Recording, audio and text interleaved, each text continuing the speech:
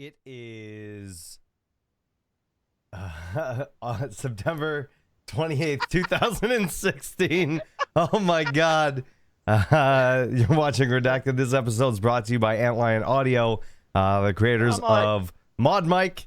Definitely check them out by typing in !Antlion in chat or clicking on the link below the video. They're new sponsor of the podcast. So very cool stuff. High quality mic that you're able to add to your existing headphones to make a superior gaming headset, which outshines gaming headsets because I'm a little against them. Look, you can take it off and you can stick it back on. And then you can stick it back on. Take it off again. Oh man. Guys, how are you doing and how's your week been? Yeah. It's no, he's muted. He's muted. He is muted. He doesn't know Why what do he's you mute doing. me? I have this little thing that I can just click right here. It was for an example. Should we start off with why I should be so lucky to be hanging out with Boredgamer?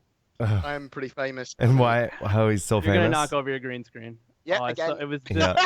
Do you feel it? Do you feel it? I think I gotta tell the story. It was a rough stream this morning. So we're watching Nikki Batgirl D'Angelo's Ben's Day, because usually there's some decent info on there. Episode And- 62, best episode, because yeah, you're well. Yeah, because so we're just chilling there and we're watching and we're waiting for some information, and she starts talking about how she'd love to see like streaming integration into Star Citizen, where like streamers can have their Twitch chat and stuff like that. And then she's like, there's so many great Star Citizen streamers like WTFosaurus, Captain Richard, Sophie Girl, and Boredgamer. And I was like, what do you mean Boredgamer? He's been streaming for 3 days. She put the most thought into Boredgamer as well. If you look there, Well, she that's searches for for a last. second, goes Boredgamer. That's like, for of last. course. Yeah. And then Ben was even like, and I'm like, what the fuck is going on here? This is ridiculous. I mean, I think everyone will agree with me. She pretty much nailed that list. Now, it's not that I expected to be on the list or anything. It's just, how are you plugged in with streamers? You've been streaming for 3 days and you're that good that you're famous already. I'm very impressed. He's internet famous already. So for the rest of the stream, everybody talked to me about how I should be so lucky to be friends with Boredgamer. He's, soon you'll be as good as Boredgamer, all that stuff. Yeah. So that's what I heard the entire stream, the whole stream. It was pretty funny. So that's all of my followers on Twitch are all based on you and Saurus and other streamers basically saying go follow Boredgamer on his stream before I started streaming. It's amazing. I agree, Drake. Now, just so you guys know, and you, if you see the video or something, you guys are freezing. It's my end, I think. I don't think it's your end. And there's nothing I can do about it. So, just heads up. You're not downloading anything? Oh yeah, it seems like it just started, and it doesn't even seem like the stream is Skype. It's fine. They can still hear us, though, can't they? Yeah. The audio's gonna be fine. They want more. I don't know. Every I week. don't know what's going on if my roommates are downloading something or something. Nobody's home right now, so I have no idea. It'll be fine. We'll be fine. It's not the. We'll figure it out. It's not the mod mics because they're the best. Oh God. Well, there goes that. Let's not do. What was it? So what is new and exciting in the world of Twerk? What have you been up to in the last week? So I guess the big thing is I finally got like all the results from the doctor's appointments that I've been going to for the last month, and the results they came up with is I have a heart palpitation, which sounds a lot worse than it is. It's just like an extra heartbeat every now and then. It's uncomfortable. It feels like you're having a heart attack when it happens, especially if you like freak out about it. Freak out. But other than that, I have high cholesterol, which I knew was going to happen because I've been eating like crap. That's going to be easy to fix. Yeah. So, I've been also trying to eat a lot better. Yeah, I'm just going to eat better. It's no big deal. And I know how to eat well, so I'll be Easier said than done to work. I'm on a diet and exercising, but this week I've done no exercise and I just had a Mexican, which was for 2 people for me. You ate a Mexican? Mexican? Yeah, a whole Mexican man. Yeah, Wow. that's right. Disgusting. Caliente. See, like I know how to cook for myself. I know how to eat well. I know how to eat to have lower cholesterol and all that stuff. So I'm gonna be fine. It's just really good news that it's not something bad. It's something that's not good, but it's not something that's bad. So it's a good sign. So I'm happy about that. And then other than that, I've kind of gotten, like most of us, I'm getting kind of bored of Star Citizen at the moment and 2.5 and just waiting. Whoa. Speak for yourself there, friend. Okay, Friendo. well, I'm sorry. I'm getting bored of Star Citizen. I don't enjoy doing the same things over and over again. So I would like to try different things. I tried something completely new by a suggestion of a viewer, and I played Warcraft 3. See, have you not played that through before? I wonder if I've never played Warcraft 3 because I interesting. had 1 and 2, and I could play those on the computers that I had when I was younger. I did not have a computer that can play Warcraft 3, so I was unable to get Warcraft 3 when I was younger. Because I watched you when you first started, and you did the preload campaign, and then you were like, "I can only play as humans now. I can only play as humans." Yeah. So it's a great storyline. It's a great game, and it started so much modern gaming. It's like as important as Half-Life and Half-Life 2. Yeah, I mean, Warcraft 3 was is one of my favorite. pretty important. Yeah, and then other than that, I bought a new theme for the website, so the website is going to look completely different. Yep. Relatively soon, and yeah, been busting my ass on that. Inforunners came out today. I just put it out like an hour before the podcast. That was supposed to be out 4 days ago, maybe, but I finally got it done. So that's out, and that's what I've been up to. What about you, Bored? So I haven't been up to that much. I'm not going to CitizenCon this year. I've decided. I really would have loved to see you. Yeah, no, but there will be other times we can go and meet each other and stuff. Definitely. This year, it's just a bit too much. And also, I mean, being someone that doesn't go, your channel and your stream and stuff is going to see a big sort of like you can take advantage of the fact that most of the main streamers and YouTubers are going off to CitizenCon. Absolutely, yeah. So I'm gonna try and do that, and someone needs to be down to one of the redacted guys to actually get some news content out as well. I think we'll have next year. We'll have Minions though. Next year, Minions. There's a couple of you guys that are not going. Mitachi, I don't think is going as well. Yeah, Mitachi as well. Yeah, I'll try and do something with Mitachi. Yeah, you guys should do some stuff together. Yeah. But I've been getting ready for a lot of content on CitizenCon and lots of stuff like semi-planned.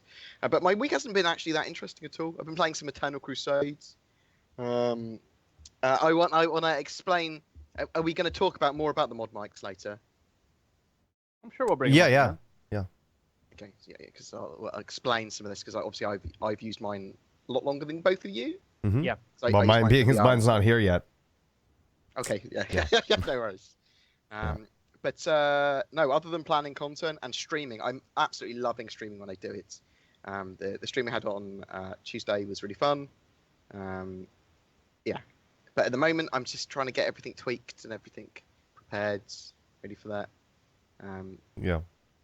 Really, I just want to talk about the news and stuff. I don't give a damn what I've been doing. I haven't been doing anything interesting. Fine. That's Saurus, it. What about you? That's all he's been up to. Saurus? So for myself, there's been a few things. I have, first off, I went to Twitch Vancouver, which is our Vancouver meetup or whatever, and had an awesome time and spent way too much money. And there's some of my friends there with some nice 4K cameras and got some videos of me slow-mo eating a nacho, like this giant nacho. And then I played it back on my stream, and people want to watch and pay to watch me eat. I would love to fucking do that as a job. I can fucking eat.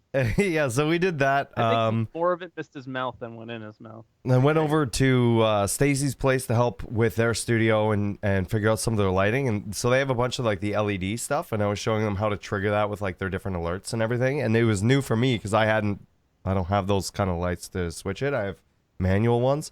So learned some really cool stuff. I think we've decided on a name for the stream house finally. Not ready to announce it yet, but I think we have everything for it. So I'm still not 100% on whether that's what we're going with, but as soon as I know, I'm gonna let you guys know. And then What else did we do? That I feel like I'm missing something. I don't know. And now I'm just getting ready for TwitchCon, which is coming up. You leave tomorrow, I'll be right? leaving tomorrow morning. Yeah, I leave tomorrow at 8 o'clock in the morning to get to the airport for 10, and then our flight's at 12. Damn. Yeah, and we land in San Diego at 3 o'clock. And yeah, I'm looking forward to that whole thing and meeting. Like, I know Jared and Lando, or sorry, Jared and Lando's the same person.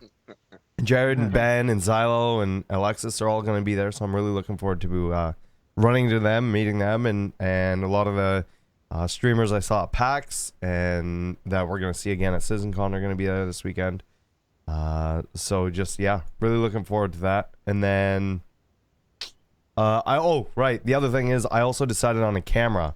I'd raised some money on my stream last week for a new camera.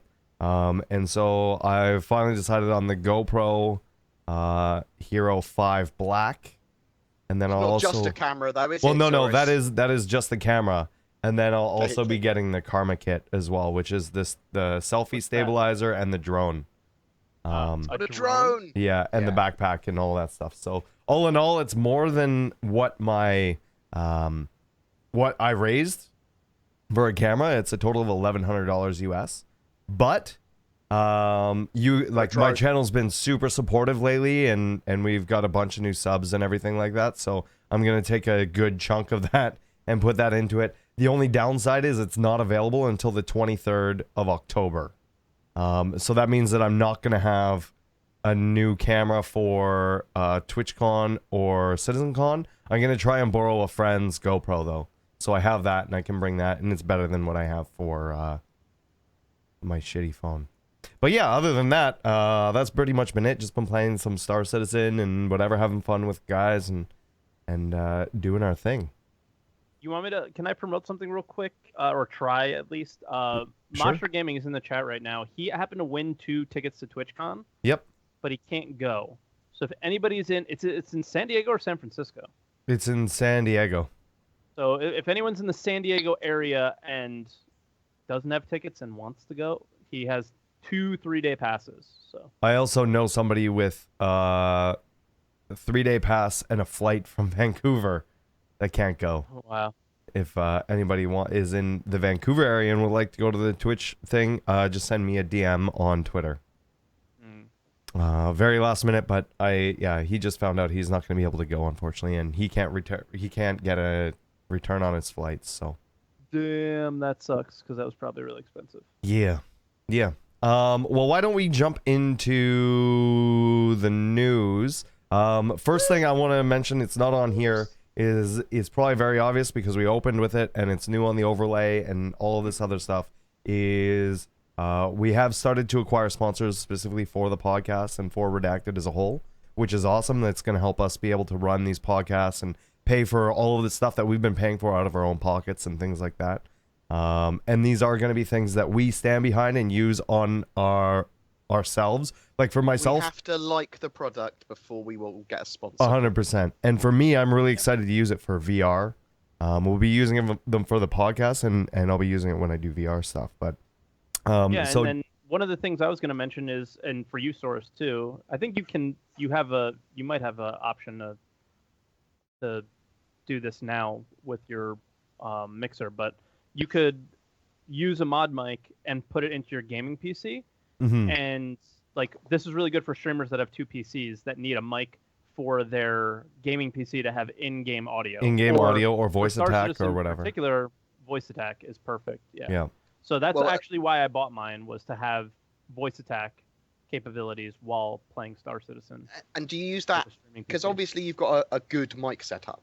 So you use that as a second mic at the same time. Yeah. Okay. So it's the mic that goes to the gaming PC when the mic that is for streaming goes to the streaming PC. Right. So this way, because you have to have voice attack on the same computer that you have the game on, because it's doing the inputs. Mm-hmm. So this allows me to do that, and that's why I have it. If anyone is interested in any of these, the ones we're using are the 4.0 unidirectional. Unidirectional. Yeah. Unidirectional. Yeah. The omnidirectional pickup everything inside. around you. Right. Yeah, so really excited about that. So you're going to see more of their presence around here. And you can type in !ModMic, or like I said, click on the link below the video to check out more about them. They're reasonably priced and they perform really well. They were originally a Kickstarter, I believe, and I think they raised like $2 million or something on their original Kickstarter. So they have like a really sweet headphone stand there that I was like, and for $20, I was kind of like, I think I might want that. The reason I like these guys, and the reason I got because I did a review on these a while ago and talked about them a while ago, is because Thriftbot likes them because they're a good mic.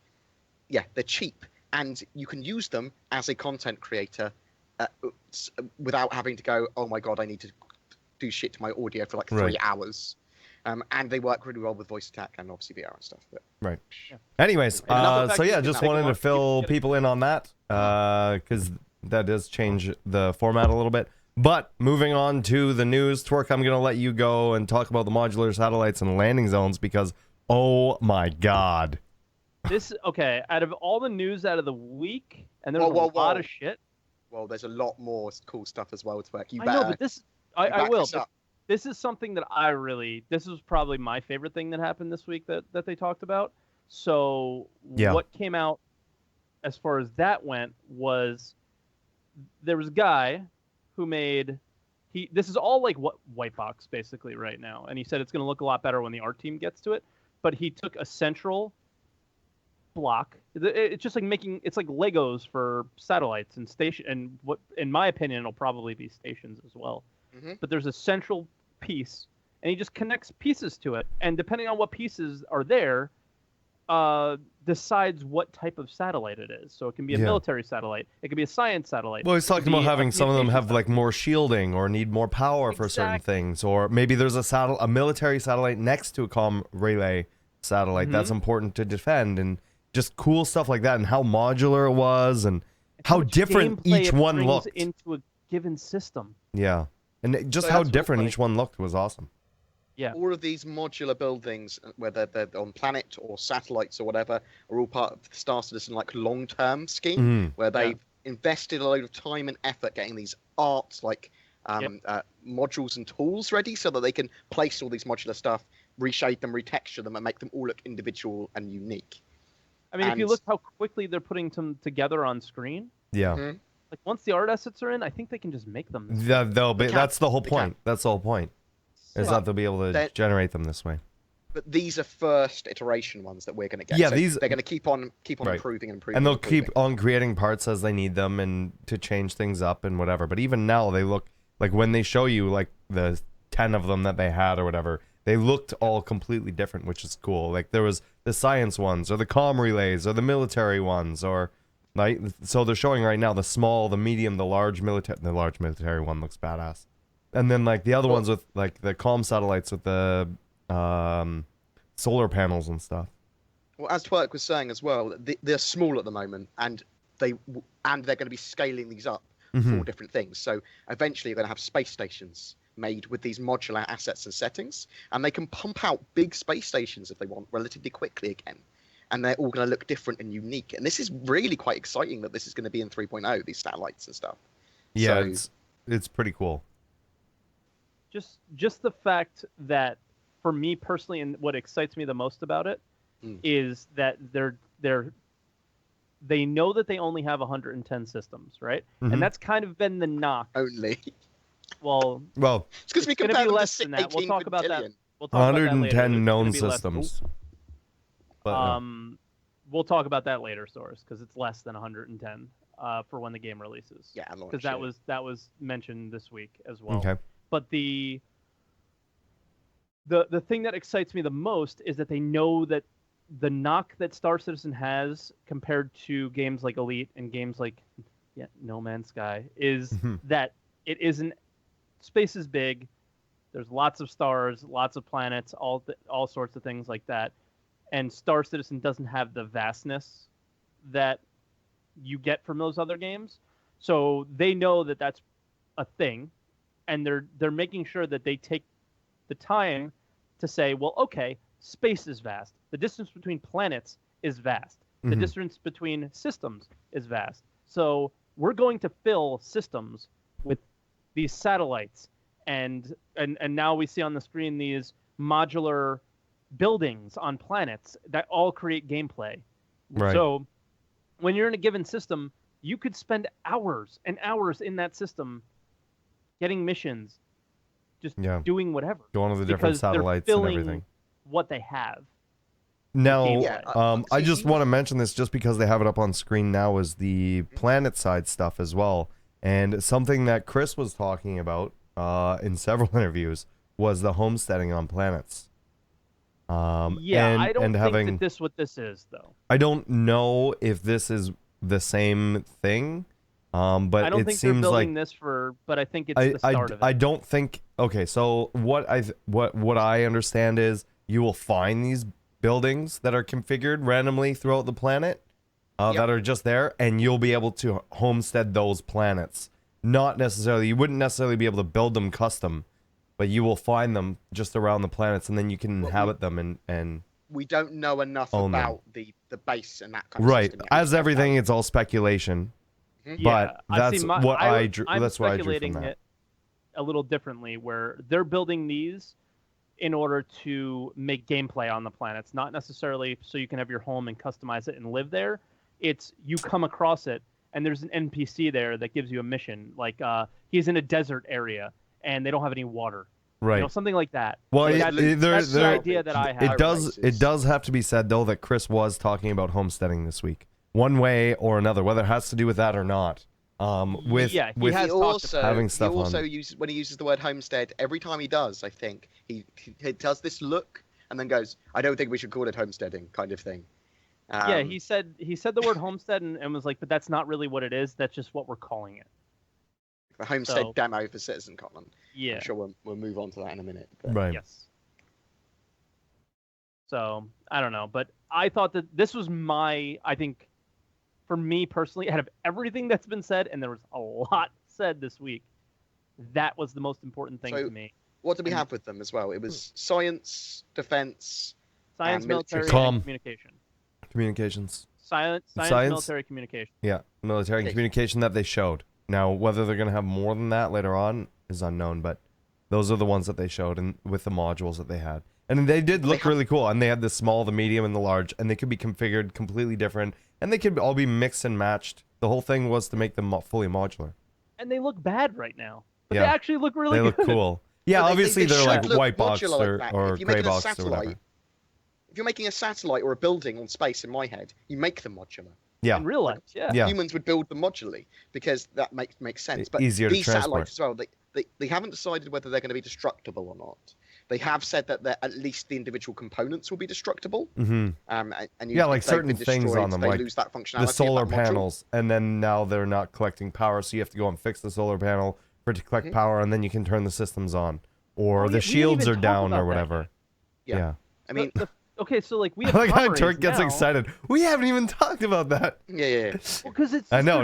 It is exciting. It's awesome. That goes with this. It's super awesome. Okay. Like I just they always think about everything, and that's what's really great about them.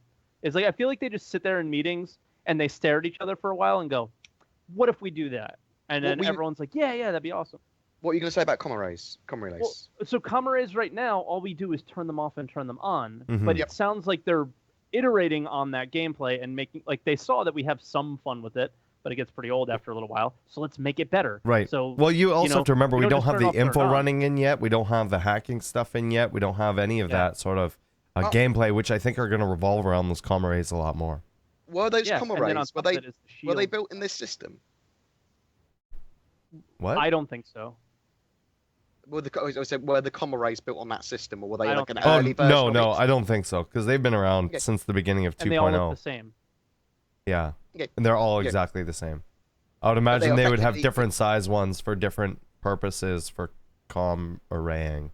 But I mean, they have large, medium, and small. So depending on how important they are or what exactly they do, I would imagine we will start to see variations. Hopefully, they'll replace those with the new system. I'm hoping. And Like I'm this- also hoping that the interiors are going to be a lot different and everything as well because of the new layouts. They're all going to feel certainly quite unique, and I like the fact that they're basically an immobile ship. That's the way they're treating them. It's the same. It's all of the same sort of stuff. It's the item system 2.0. It's the piping system. So all that jazz goes into these as well. And I love the fact that's all unified because I just love that. It's crazy for gameplay. All of that being unified. And some of the really big nerds were like, "Well, excuse me, satellites only like circle planets or whatever," Trixie's and coming it's out. like, they're just like they're using the word homestead for this 3.0 demo. I think it's the same with satellites.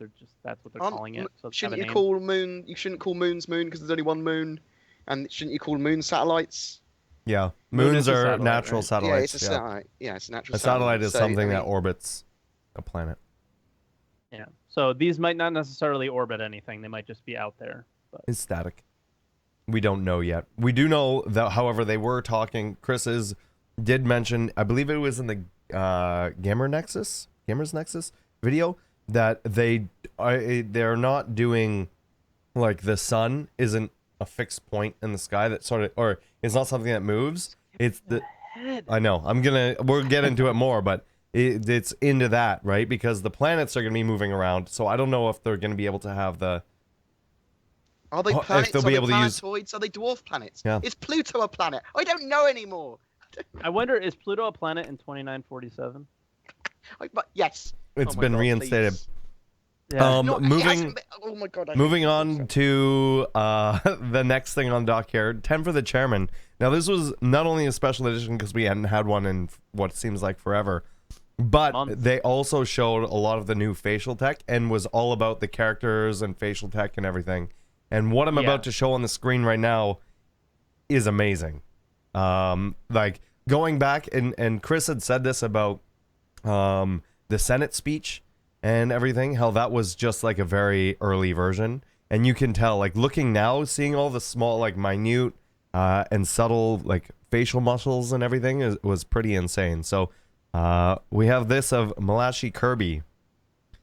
And it was just, like, seeing everything, like, everything from, like, you know, how the cheeks and the brow moved and everything. It's just amazing. It looks so good. Yeah. He said about the Admiral Bishop thing as well that they used the wrong skin on him. The lighting was wrong. The shaders weren't ready, and He had the chipmunk skin as well. He said it was too chipmunky. There was loads of cheeks issues were with weird it, or something. apparently. And Chris is like, at the time we thought it was good, but we were wrong. looking He at was it now. basically like, it's shit. Everything was shit compared to what we have now. He was like laughing about how bad it was. Yeah. And then they did say like their heads are better. They're touting that they're better than any out there right now, as far as they're tier 0 heads at least. Yeah. And then they're saying that their tier 3, which is their lowest, I guess, is better than Most. most people's best. Mm-hmm. So it's pretty cool. And they showed us hair. Yeah. Then Right, we just right saw now, that. what I have up on the screen is the capture thing for the faces. And I don't know what it's going to take, and I don't know if I have any CIG staff in here, but when I'm down at CitizenCon, or even if not, even if I need to go down another time, if it's going to cost me money to do it, or whatever, you let me know. I'm happy to be a tier 3, tier 2, whatever, but I want to get scanned into the game. I think that would be really, really awesome. Willing to shave, you name it, I'm willing to do it. Just so you let me know. But yeah, like That would be everything, awesome. it looks so good. They Please, did mate. mention that a little bit. Make Go ahead, Saurus an air host. Make him. I think that's so detracted from what Saurus is in real life. I think we should make him an air host. Just walking around. What they Yeah. mentioned about actually getting backers in the game is that was something that they had talked about, like, yeah, we can bring it to CitizenCon and all that stuff. And I don't think they realized that it was going to be this level of detail. And now they kind of were like, yeah. Is it near CitizenCon, their mocap stuff? I thought it was in the UK. No, it's in the UK. That's what he said. So it's Yeah, not yeah. going to be at CitizenCon. If But if you want to get me in the game, it's Mhm. possible, maybe. I mean, I look like the original pilot anyway, just a bit hubbier. But like, it's one of those things that they were kind of like, probably not anymore, unfortunately. because they like rolled the ball around and were considering doing it, and then now it seems like they're kind of like, I don't think so. Yeah. So yeah, kind of a bummer.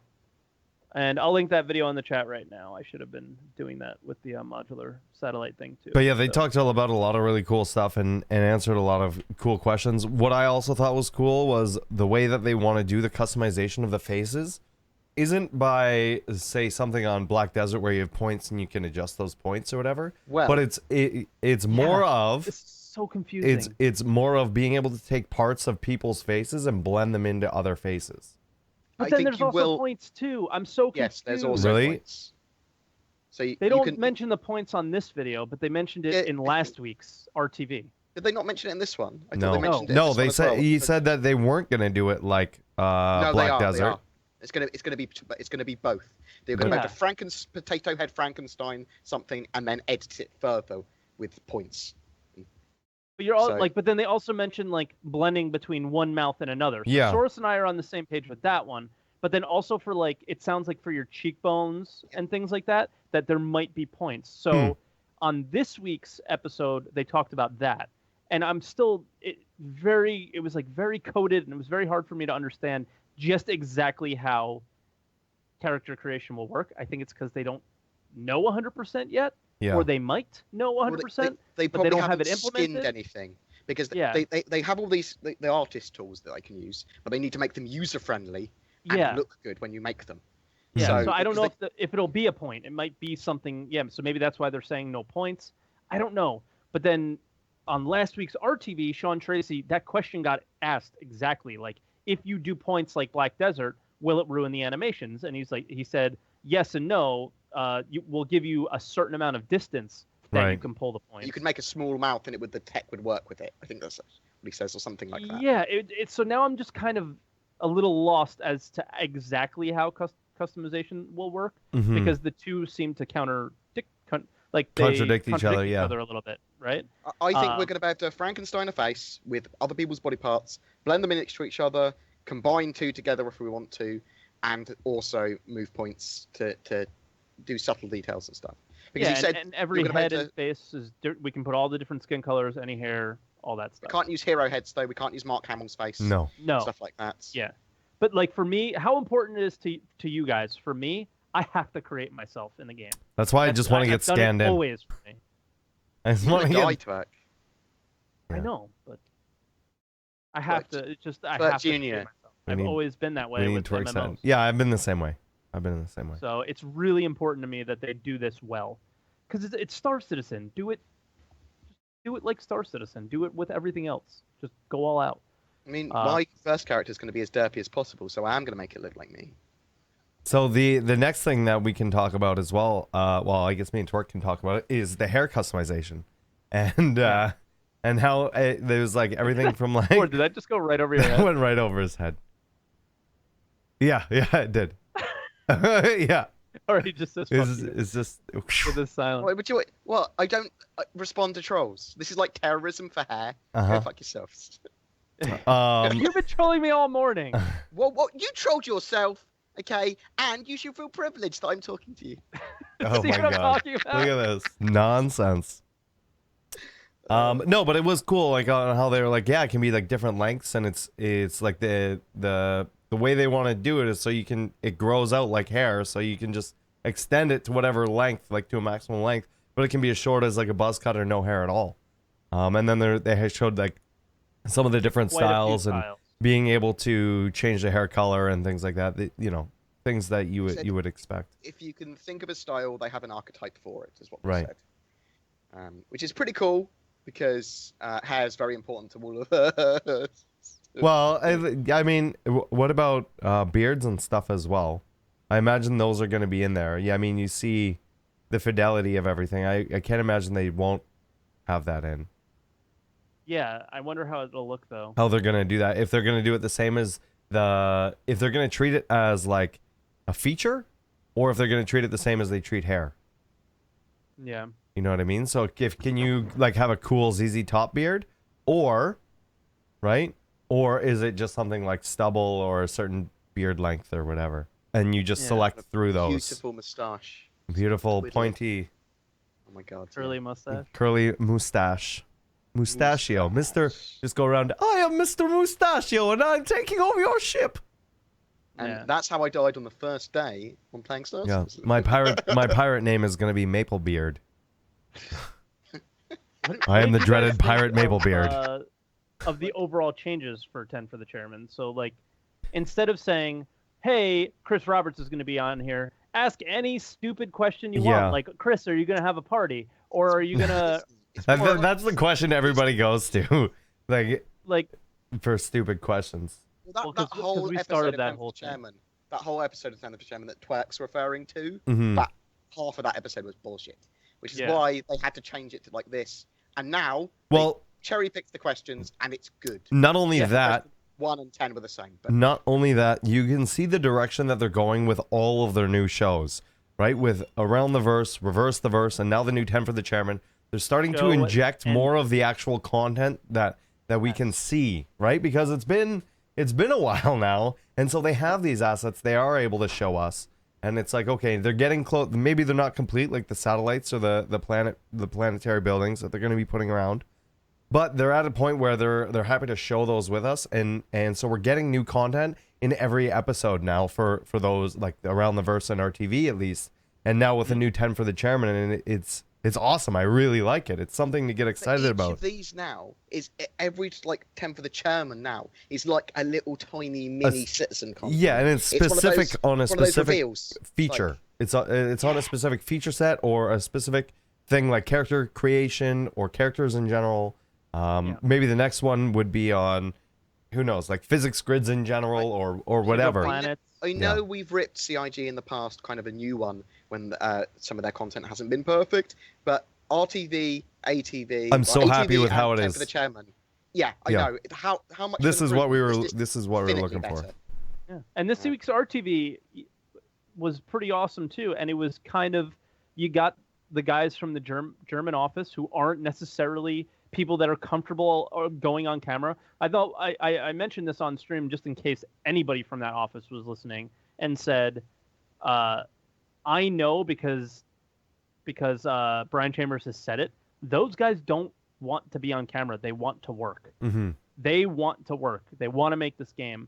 They didn't come on to be on camera. They're not comfortable with it. Not everybody is, right? But we saw new people, 3 new people that we'd never seen before out of a fairly small office go on the show, right? I prefer. So they're opening up to it, and I appreciate that.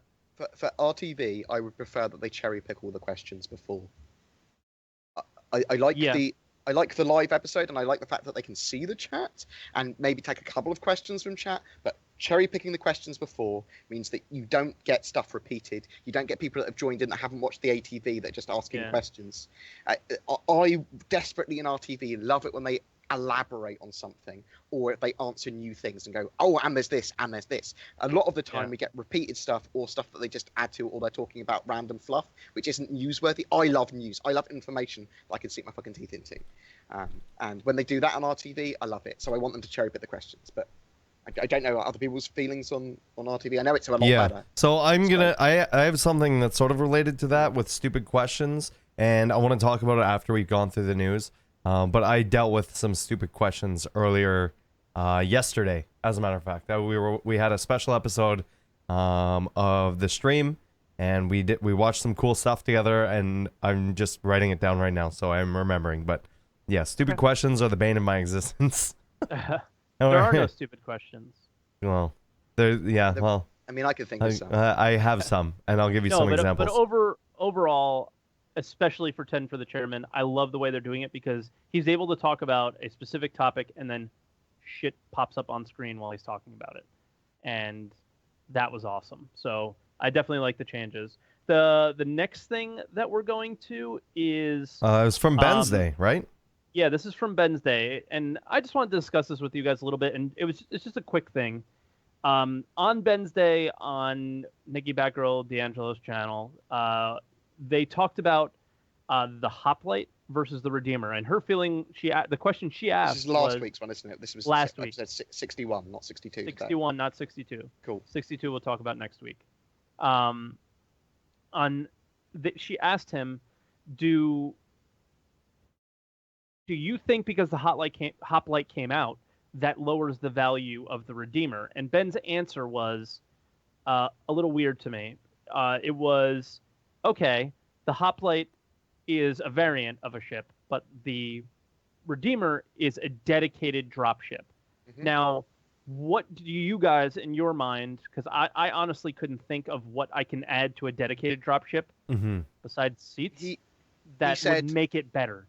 Adapted designs won't be as good as specialized ships. Yes. So the Right. fact that the Vanguard is adapted for being a dropship means that it's not going to necessarily be as good. So the Redeemer is going to be also, I think, a forward-firing gunship and have Okay. a lot of armor. It's going to be heavily armored, heavily shielded, much Okay. more so than a Vanguard. And it will probably have a few other little features that will make it more appropriate once they work out some bits and bobs. But I just suspect that it's got more armor, more shield.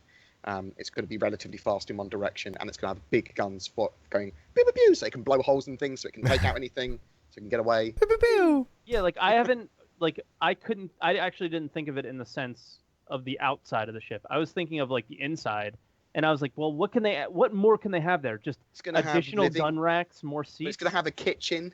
It's going to Yeah. have a toilet. It has like the Exactly, living like, space. That's kind of where I was like, It has living space for more players or something like that, where the hoplite gonna doesn't have have that. yeah, So it's maybe gonna have longer living range.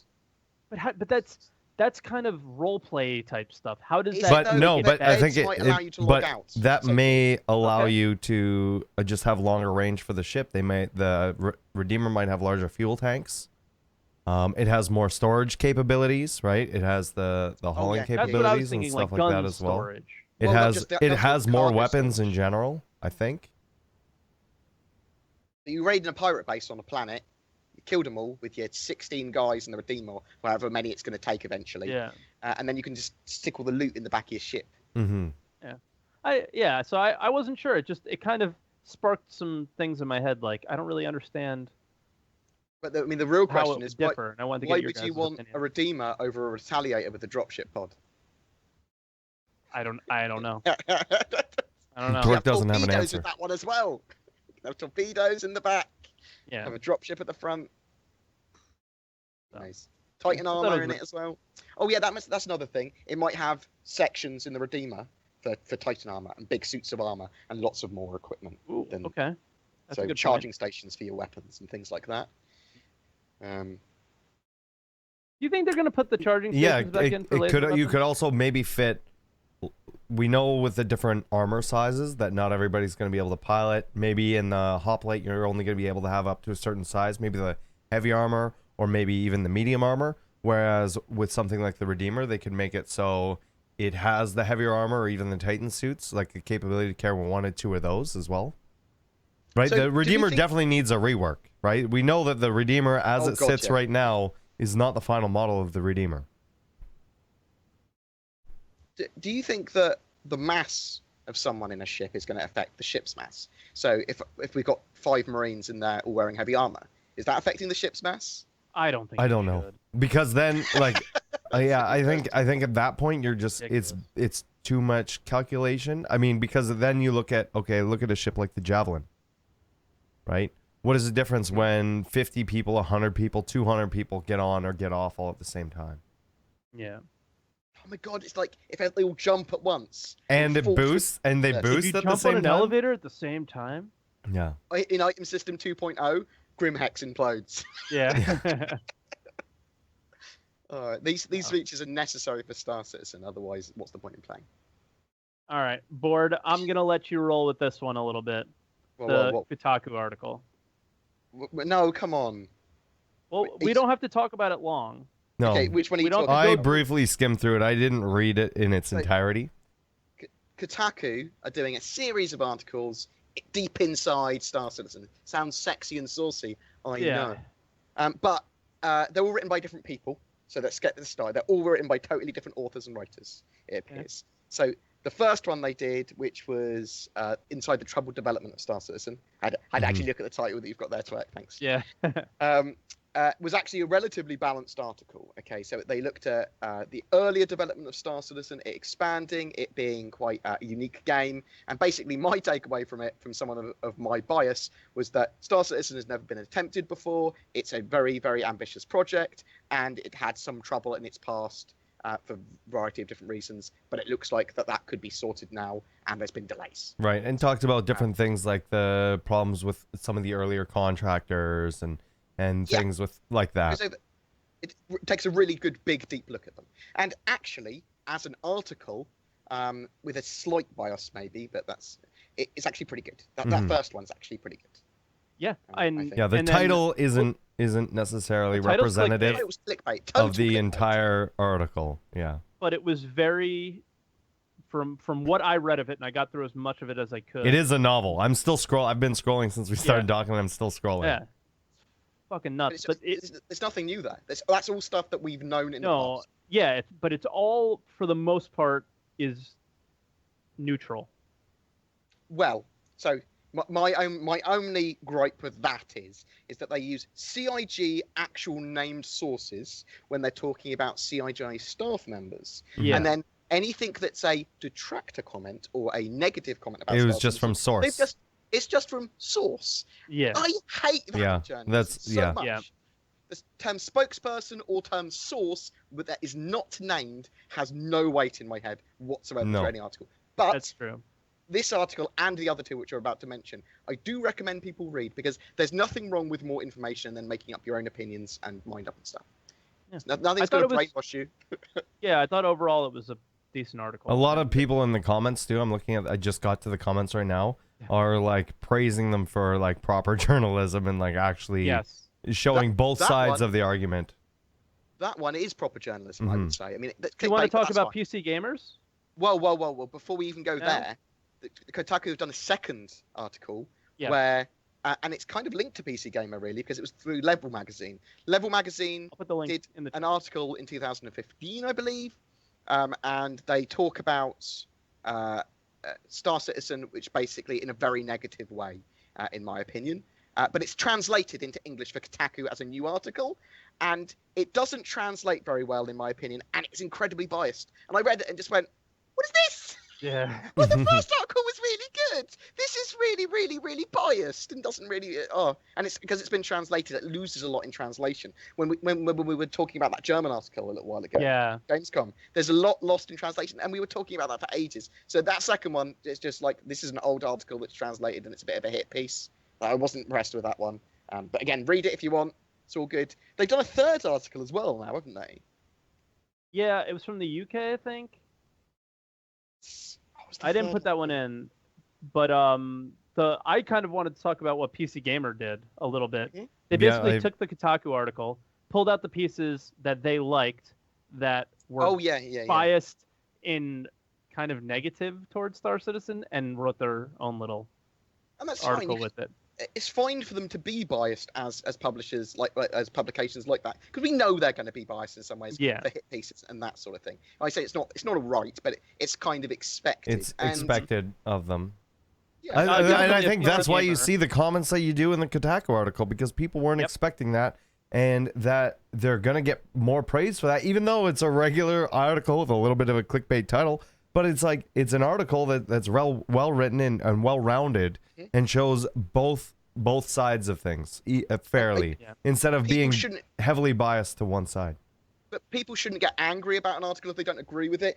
More information is pretty much always good. There's no one that's going to have read that article and then gone, well, Star Citizen crap, I'm never going to touch it. Mm-hmm. If they did, then they weren't going to touch Star Citizen anyway, ever. Yeah. That sort of stuff. And more information is always good, even if it's of a dissenting opinion, even if it's totally biased, because it could get someone to go, oh, what's this about Star Citizen? I thought it was supposed to be good. Then they check it out, and then they make up their own mind and go, cool, or it's great, or it's whatever. Right. The other Kotaku article that came out today or yesterday, which is a republished article from August 4th, again, is who are the Star Citizen super backers? And it just goes through...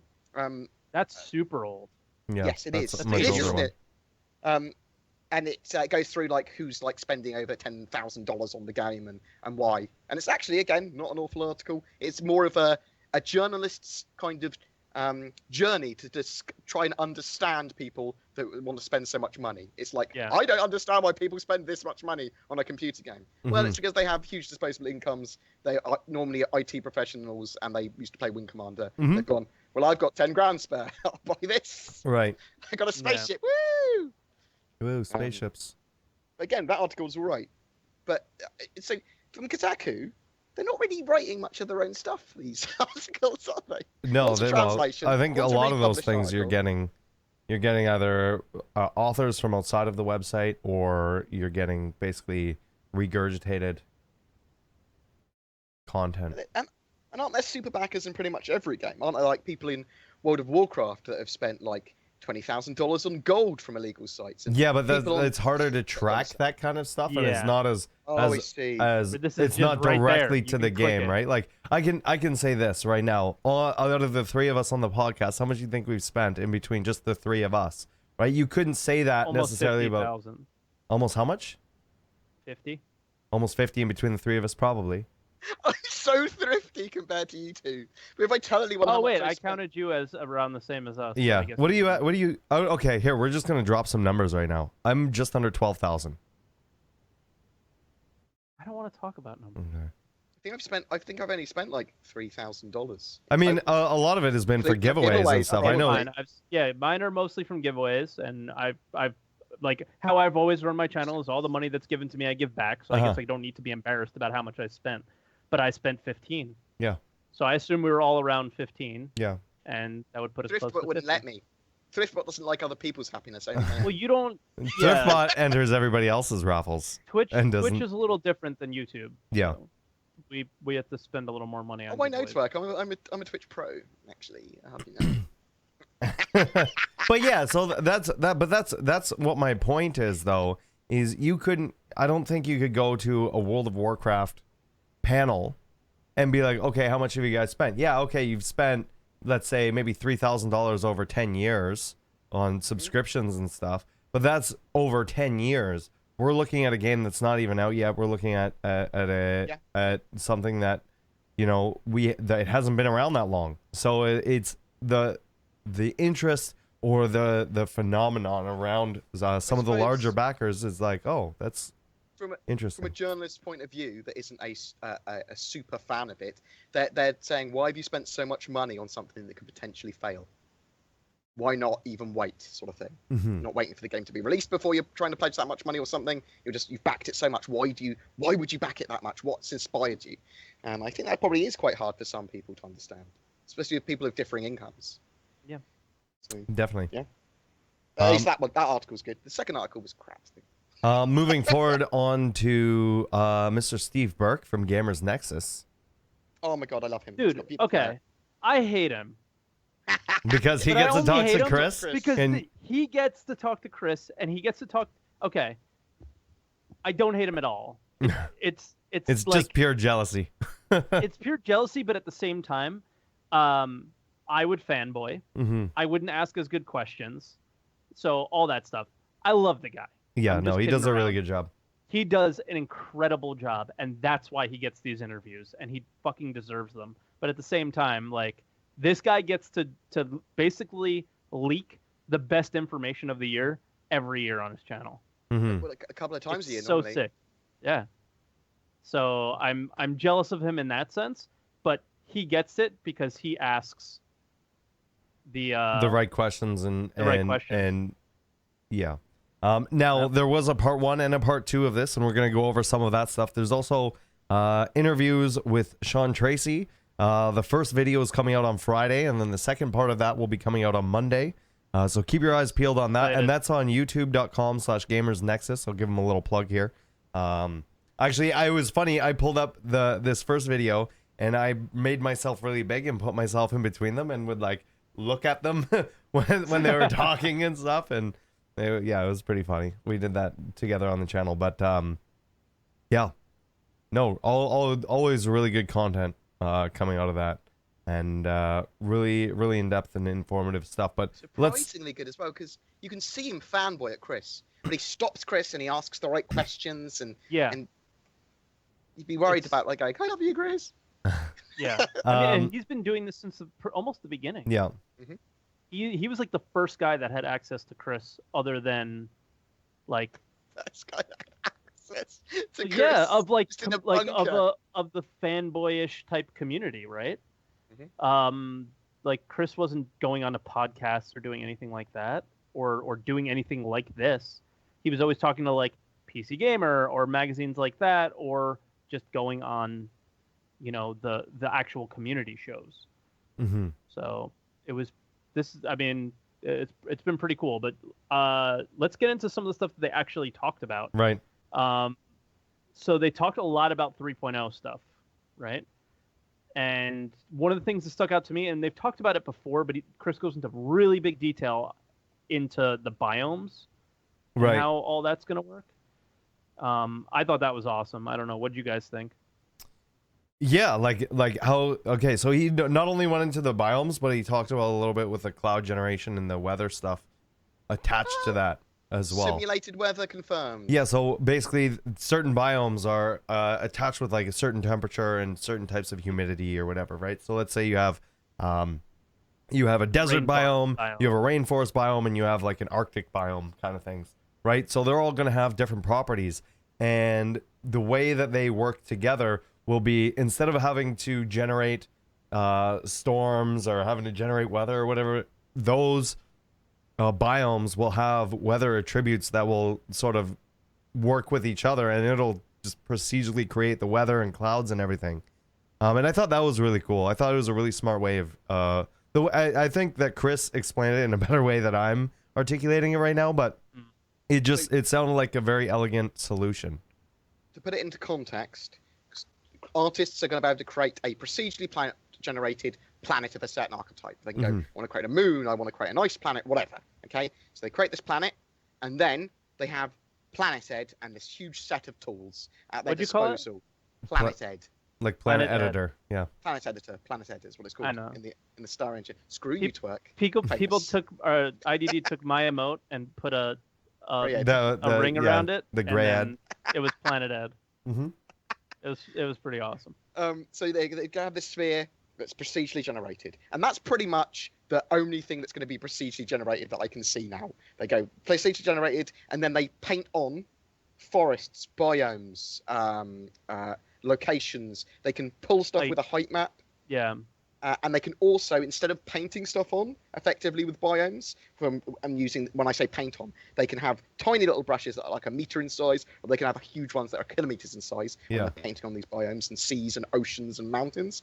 But they can also go really deep down, and they can place individual blocks. Individual assets, or go as wide and as whatever as they need. And it was just really cool stuff. But instead of painting it on, they can also use distribution maps to say, or both. They can use distribution maps to say how much of this type of mineral, flora, fauna, civilian, human, building, farms are going to be here as well. And that will sort of like be a bit more fuzzy. It's not directly sculpted by the artist. They just go, put some animals here, put some farmland here. And it will kind of paint it on based on the distribution map. So with the ability to go from quite procedure generate planets all the way down to this very sculpted thing, it's quite exciting, because every planet is going to have some form of artist kind of sculptings. Yeah. So the game's not going to look like No Man's Sky anymore. The game's going to look good. The game never looked like No Man's Sky, to be fair.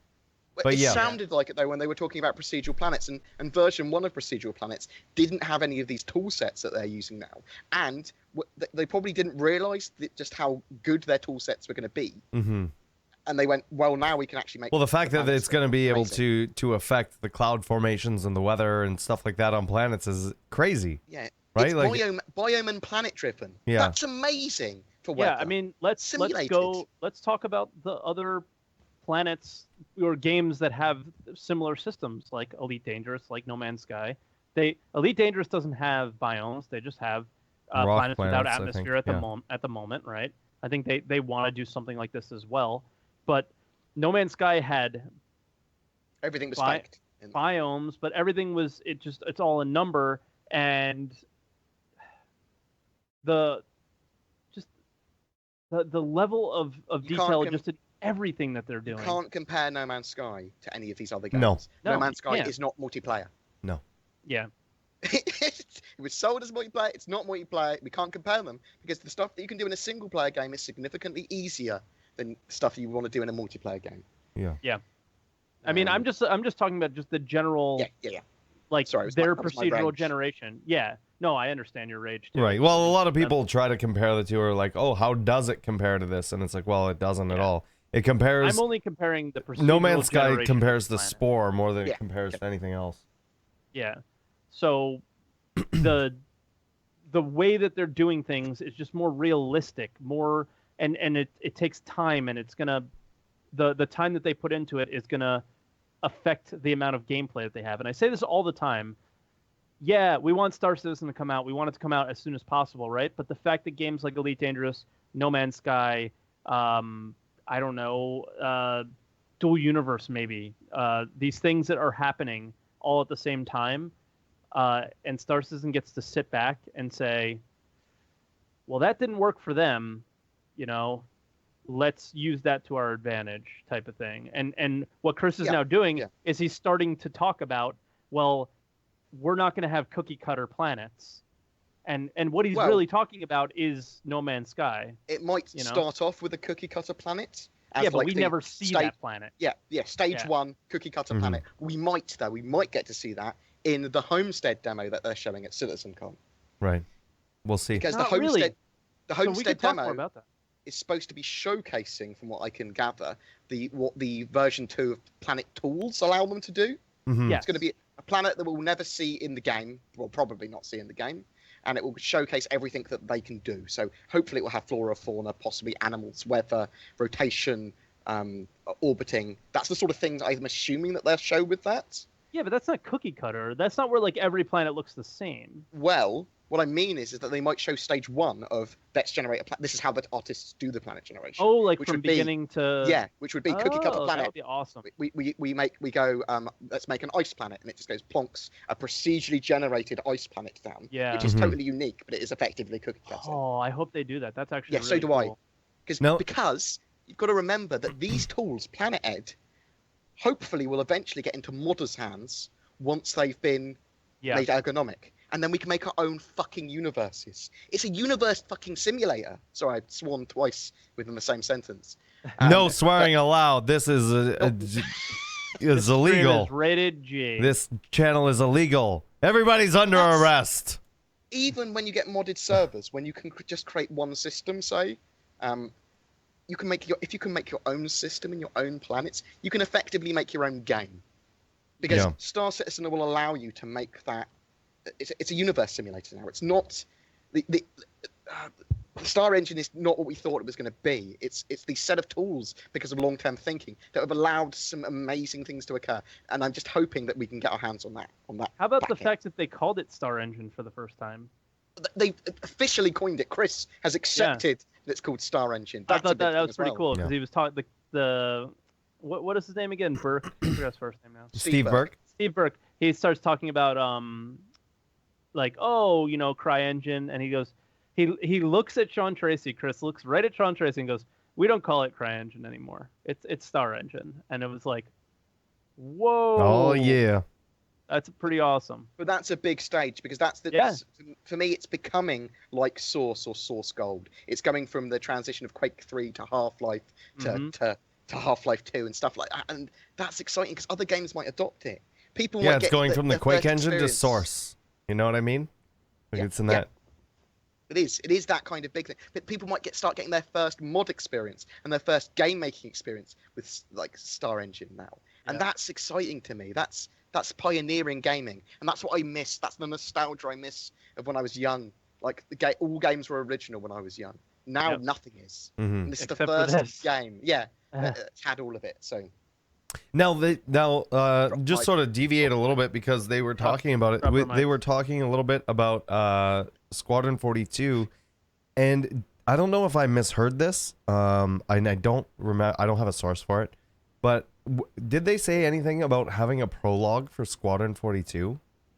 No. People have assumed that there's going to be a prologue. Did I read that something, or maybe that's it? I read it somewhere. You read You that probably on the went on Detractor. Reddit.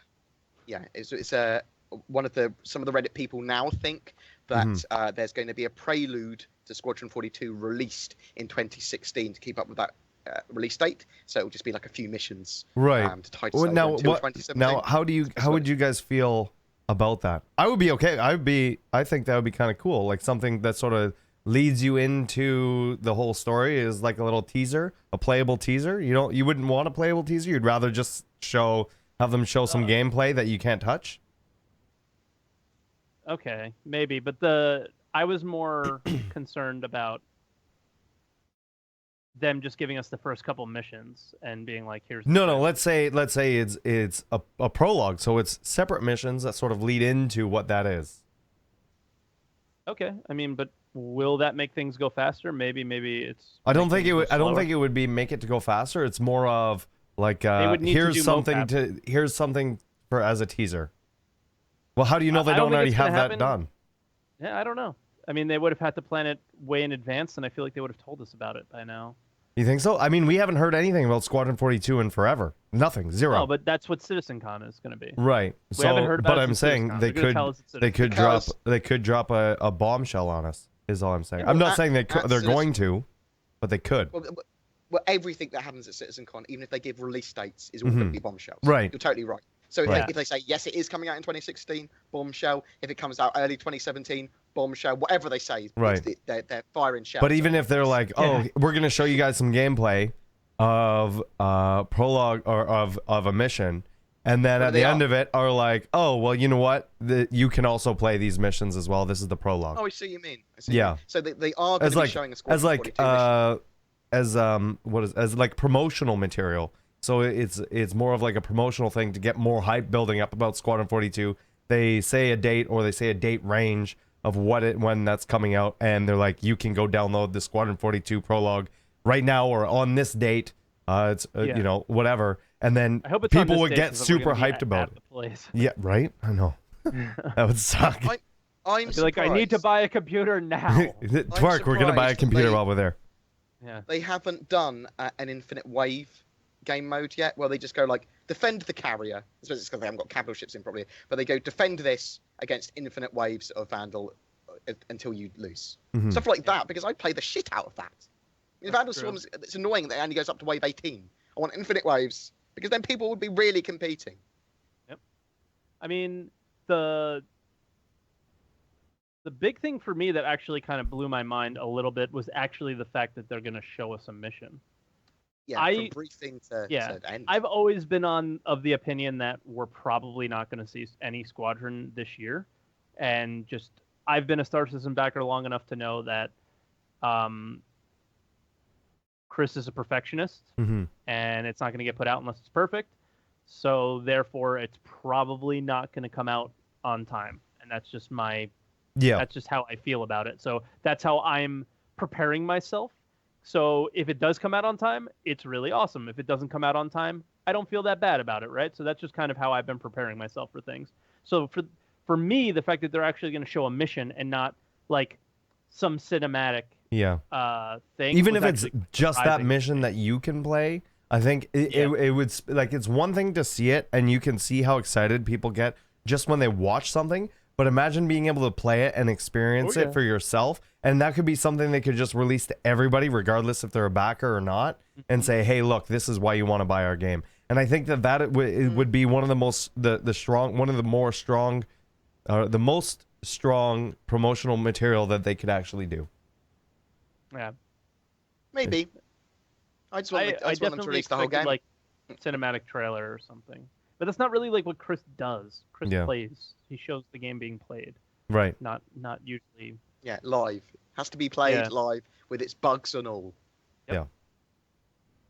Talk about weather planet side. Okay, before you go into that, I just want to remind everybody, if you have any questions or anything for any of us based on our channel, on the podcast, on the website, on Star Citizen, whatever, ! question in chat. Click the Google link there. And that'll take you to a form. Feel free to fill that out, and we will be answering those after we're done with all of our information in the news section. We're coming up to the end. We are coming up to the end here quickly. I have a little bit of a rant at the end.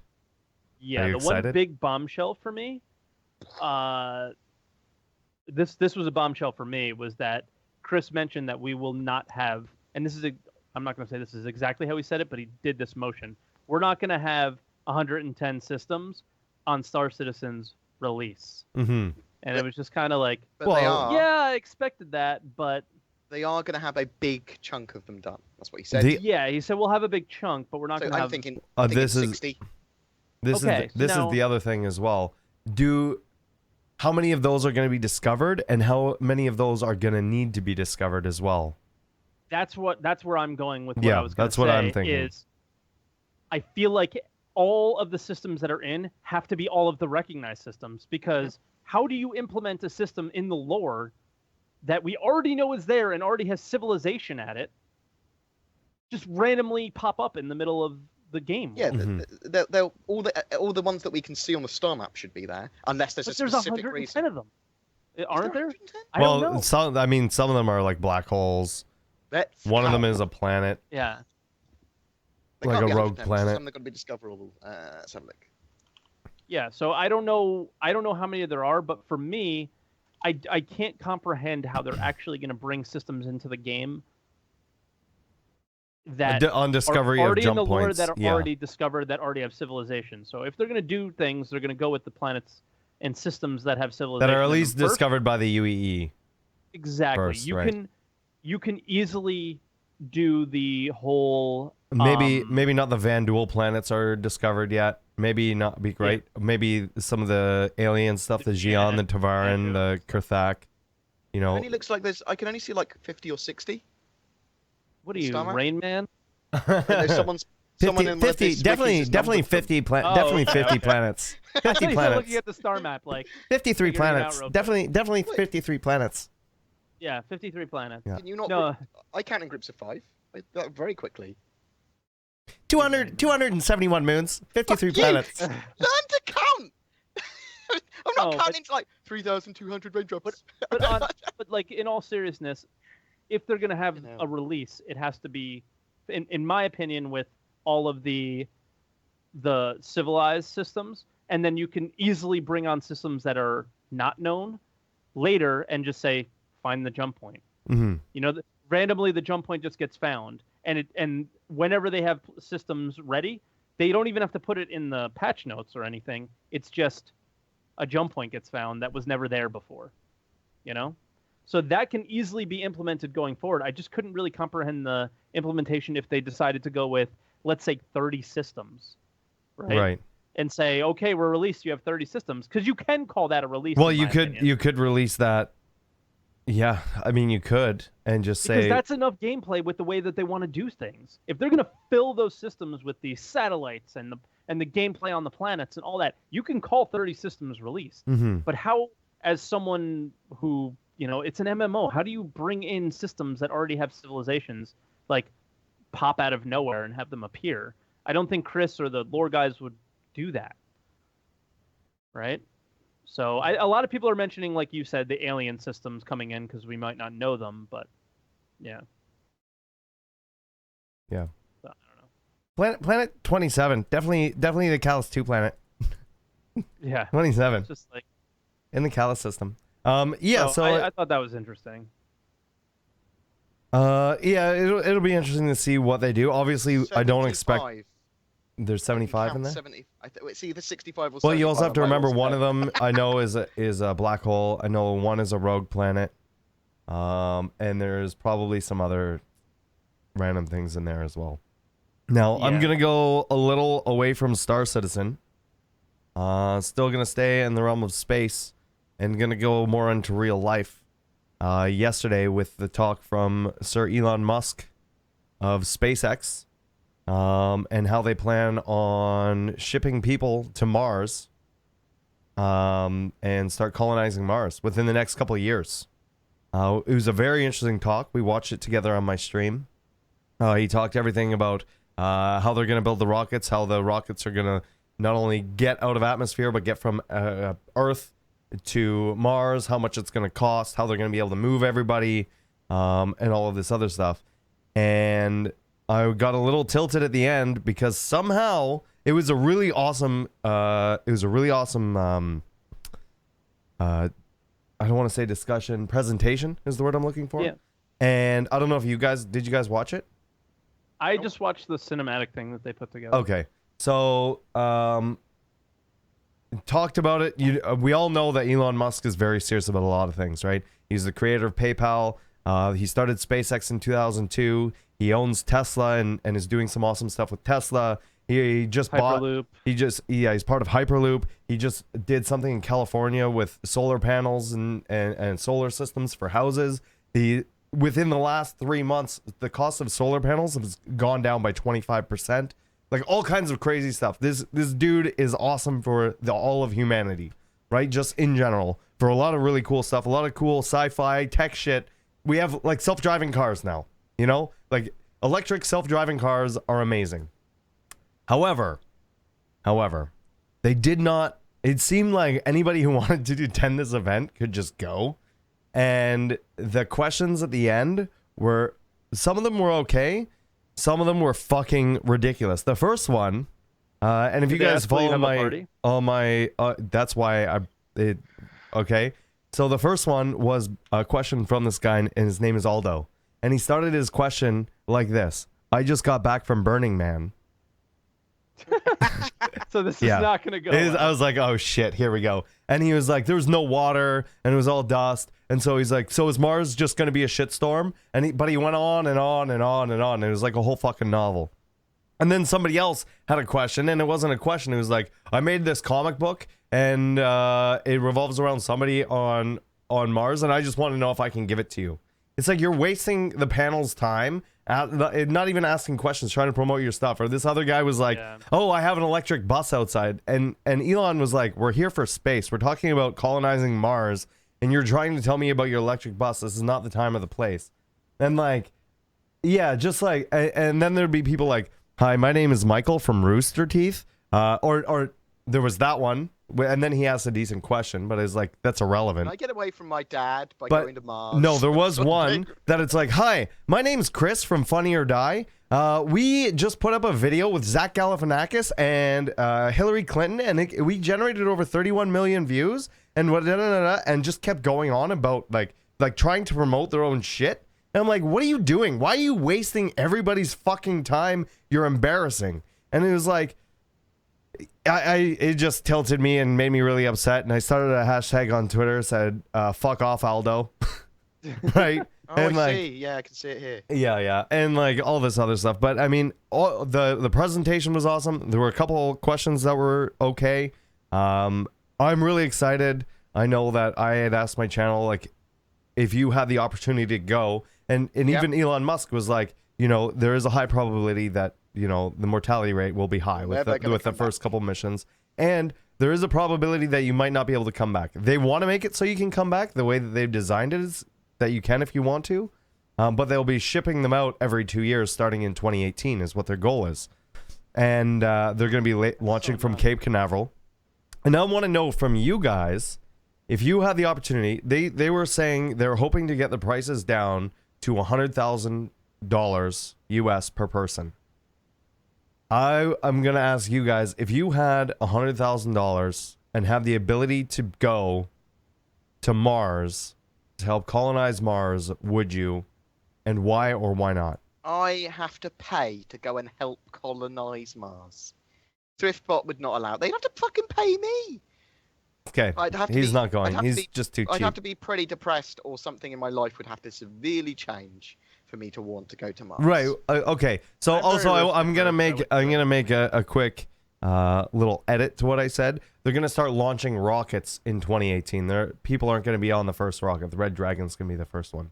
But shortly after, I think by 2020 is when they want to actually start shipping people. It's in our lifetime, is what I'm getting at. It's in our lifetime that they want to start sending people to Mars to start colonizing it. And they were talking about how they're going to create fuel and oxygen and everything is all a possibility because of the atmosphere that Mars has. Twerk? No chance. I'm too risk adverse. I would never do anything that risky. Yeah, I would go in a heartbeat. I would put up a goal on my channel. Jump out of an airplane with a parachute, let alone fucking fly to Mars. So You that- want I to would go? never You want do to go that. skydiving in LA? And we've got something else to bring No, up I in don't this even week's want to fly in a Redacted plane meeting. with Brickyard. I'm scared. I Saurus wouldn't has do that. gone to Mars, so someone will have to I'm take gonna his time I'm gonna slot. stream Star Citizen from the stars, guys, from another planet. Wi-Fi is shit on Mars. No, That's dude, what I you heard you make too. you just make a new network over there, and then you Think get some sort of Comcast is laser bad? network Well, or fuck something. me. Marscast is even Yeah, worse. Marscast. No, dude. The thing is, with Marscast, we've learned everything from Earth. We're just gonna bring Google with us. We're just gonna go Google Fiber from the beginning.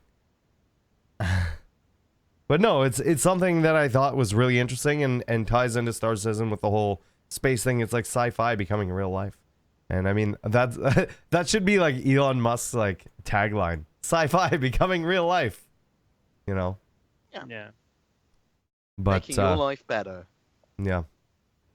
So why don't we jump over into some questions? Let's do it. Let's do it. So let me just pull these up here.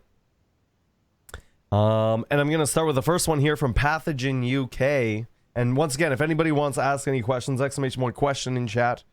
So feel free to get those in there. Pathogen UK asks, I get the feeling that 3.0 may be delayed until the beginning of 2017. What are your thoughts? Reckon it will be on time or slightly delayed? I just always assume delayed, like I said with Squadron, and I'm not. It's gonna suck as a streamer, but I'm okay with it as a Star Citizen So fan. close to Yeah. CitizenCon now. I'm gonna wait and fucking see. For me, I'm Fuck gonna trying say this. I think they're still gonna stick to it. We know what Chris is like when he comes to those big milestones. And a good example of that is 2.0 last year. Now he said he doesn't want to have it before like as close to the line as 2.0 was last year. And I have a couple arguments that could mean that we could be on time for that.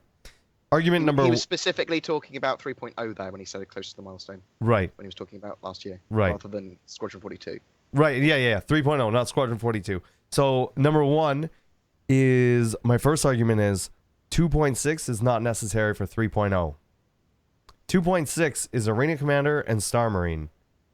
3.0 is the Persistent Universe. It is The game. Yeah, it's and like the network and stuff like that. So it's not necessary. So I think that even if for whatever reason Star Marine or the 2.6 patch is delayed, which is what it definitely feels like at this point, that it doesn't necessarily mean that 3.0 is delayed. And I think they may have different teams working on those different patches, just because the Star Marine is more the FPS and tweaking the Arena Commander stuff, whereas 3.0 is a lot of new tech coming in. And I think like the planetary stuff, the new network code and all of this. So I think it's two different teams working on two different patches. So I think that they are prioritizing 3.0 over everything. And that's my gut feeling for that. I still think, I think we could potentially get both of them pretty close, but it's Proxus has got admin rights on the doc. Stop him! Stop! God damn it! I think it will still come out in 2016. 3.0, like certainly. yeah. So I thought we were that's talking about Squadron 42 for a second, but I misheard. No, I mean, yeah. Go ahead. I got nothing to say. Okay.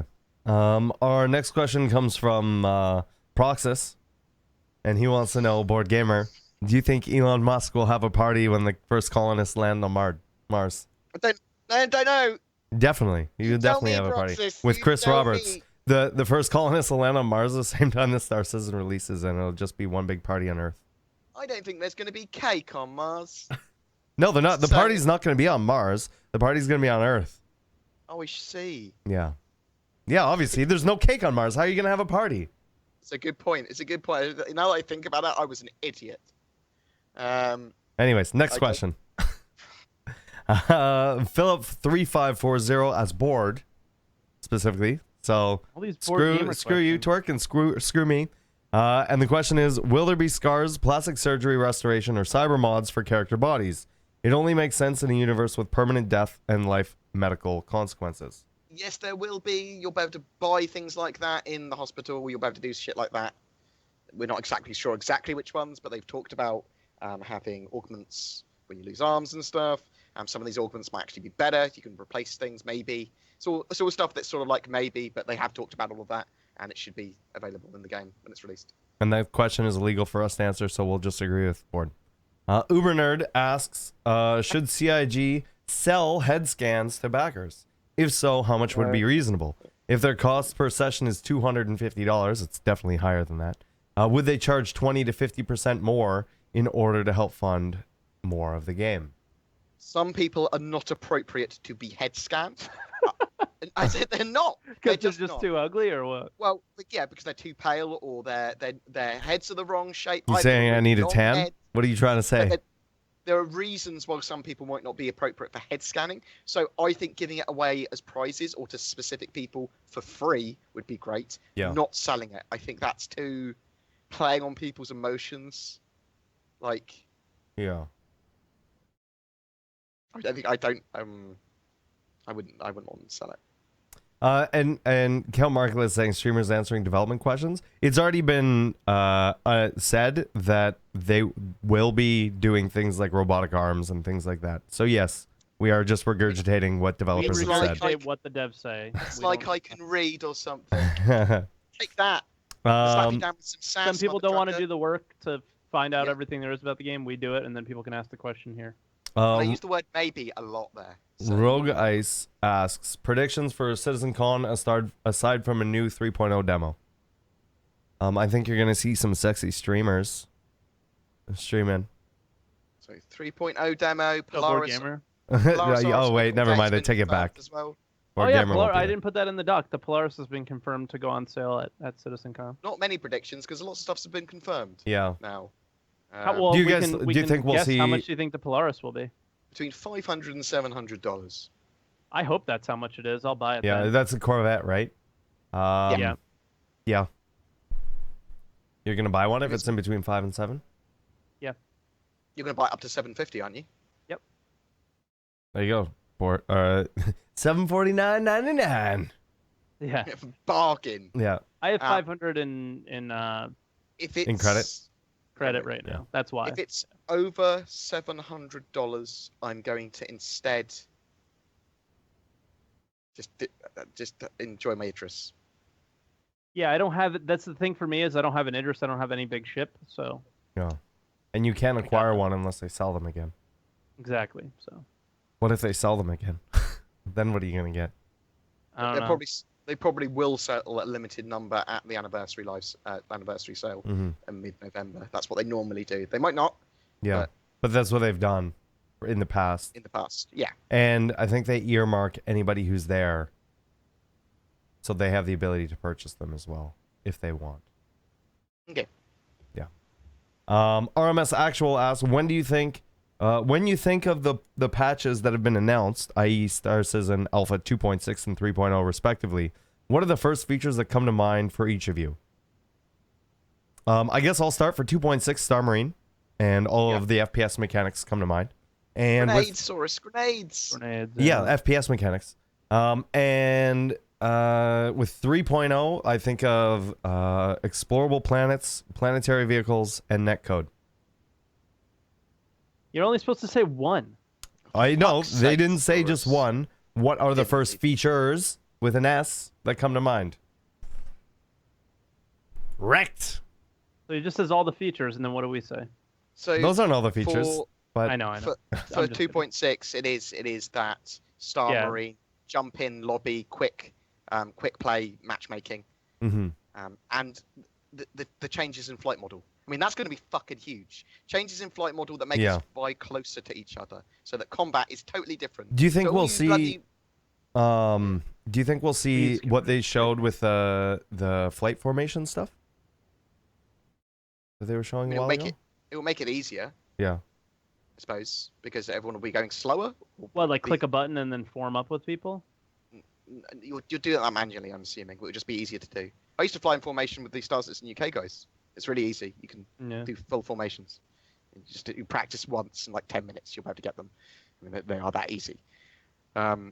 But for 3.0, it's actually being able to play Star Citizen's Persistent Universe multiplayer for me.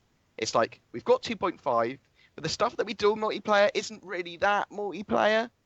And 3.0 allows us to do Mm-hmm. actually have multiplayer gameplay in a verse. Yeah. That's their feature for me. It's not the explosion of plants. It's not that kind of tech. It's the actual we have gameplay now as a group. Woo! Think of all the orgs that are going to get involved. Confirmed. Think of get Bored as a massive woo girl. orgs just going planning now. Like, oh god, Yeah. when this goes live, we've got to have so much planning because now our communities can do stuff together.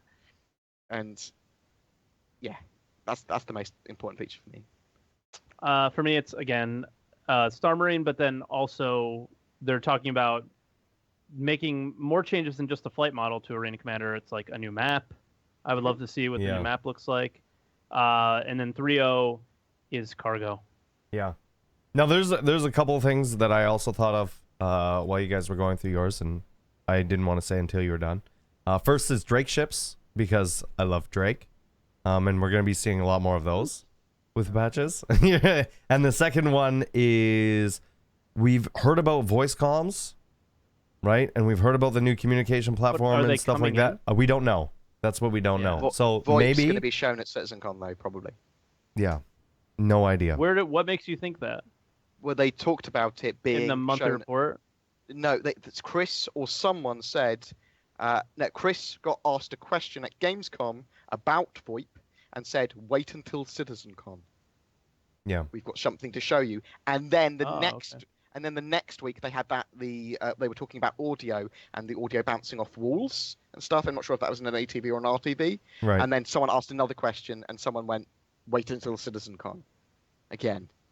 So there is audio-based stuff coming at CitizenCon. I think VoIP and I think Communication Platform 2.0 as well is going to be first iteration rolled out or looked at. So that might be Got you. a new website. Our next question comes from Lucky Looney. He says, "Love the podcast," and he has a couple questions here, so we'll try and speed around these. Will your character's head be independent of the body so you can use track IR or VR? Yes. Yes. And your you arms can and already, your you already legs have will independent. you have free look now. If you use the Z or the Z key on your keyboard, your head is independent. When will VR be implemented into the game? When they're ready to implement it. Yeah. And It's going to be one of the last things they do, though. That'll be one of the last Yeah, things it they is- do. it because there's is. so much other stuff. and the last question is, what is the price of the Saber when it's available? It was 165, Yes, I believe. that's right. That was the last pricing. It may go up. Things do go up over time, but that was the price point it was at before. Set Middle asks, "Hey guys, are you hyped for the Easter eggs? Do you imagine some quests or missions to find the Easter egg a la Ready Player One, which was an amazing book, by the way?" So the reason Set Middle brings it up is I forgot to mention this earlier. Luke Presley popped in my chat a couple days ago and goes, "Hey, do you like when we put things in the game and don't necessarily put it in the patch notes?" And by the way, Saber's 170. Everyone's saying in the chat, Okay. and I think they're right. Cool. He goes, "Do you guys like when we put things in the game and not necessarily put it in the patch notes, like the second room in the Kovalex mission or some other things that they've done in the past?" Mhm. And I went on a whole thing like, absolutely, I love Easter eggs in games. It's so awesome. And then Luke Presley goes, "I'm going to put a twerk-specific Easter egg into 6, and you guys have to find it." How fucking awesome That's is pretty that? cool. Right? The Super Hornets 165. the Sabres Yeah, that's why 170. I have them backwards. I was thinking they were the other way around. No, that is cool. That's so neat. It's going to be and, Trixie, isn't it? It's going to be like. I mean, I'm kind of hoping that it's Trixie that's in a like it's a bathroom stall that says "for a good time call Trixie 17" or something like that. But I don't know. That I would don't know be where pretty it's cool. going to be. He said he's going to have to help us a little bit to find it. But how cool is that? Like we're going to be in the game Yeah, that's cool. in some way, shape, or form. Our next that's question comes from Philip3540 and goes to me. So screw you guys. Let me take off my mind. Let me just will there be something will there be system specific or time period specific vernacular and architecture of space stations or satellites? It would inject a sense of systems development or history, much like a period of regional styling on buildings or vehicles. I don't know, to be honest. I don't know if they're gonna have different style guides for different satellites. They didn't really go into that. They just went into how the satellites are modular and can be fit together. I don't think you're gonna see time period specific ones. Maybe system specific. or maybe not even system specific, but regional specific. And what I mean by that is you may have UEE satellites look like something, and there may be alien satellites, or there may be outlaw satellites, and those are going to look different than the normal UEE satellites. Done with your question, Saurus. You done with it? I'm done with this question. So thanks for the question. Luke Presley's actually here, and he said it's not a twerk specific one. But it's a. I put it in. What did he say? I never said twerk specific. You misquote her. I said I put one in for you. Okay, so I misunderstood. Well, and then now, he said, Luke, you need to put. And it's a doozy. So whatever. Well, now you need to put one in that is twerk specific. You need to put it in a twerk specific now. Now that it's been said, it's been put out into the universe, and now you must make it true. And he said, I need to give so many clues. I've decided to turn it into an Easter egg hunt mission. Oh my god. That's awesome. So there's going to be some changes to the persistent universe then in 2.6. At least one. Watch him 90. Well, the Grimhex race as well. We know the Grimhex race is probably in. Yeah. Shh, be very, very quiet. Worry about my Easter egg, man. For fuck's sake. Watch him 90 asks, will your character level up in any way? They'll age, I think. I think they've said they wanted age and reputation. But that's it. There's no leveling up. In terms of like traditional MMO leveling or skill learning or whatever. It's literally your own personal skill and what you know, and it probably maybe your connections and rep. That's the only thing is connections and rep that's not directly related to you.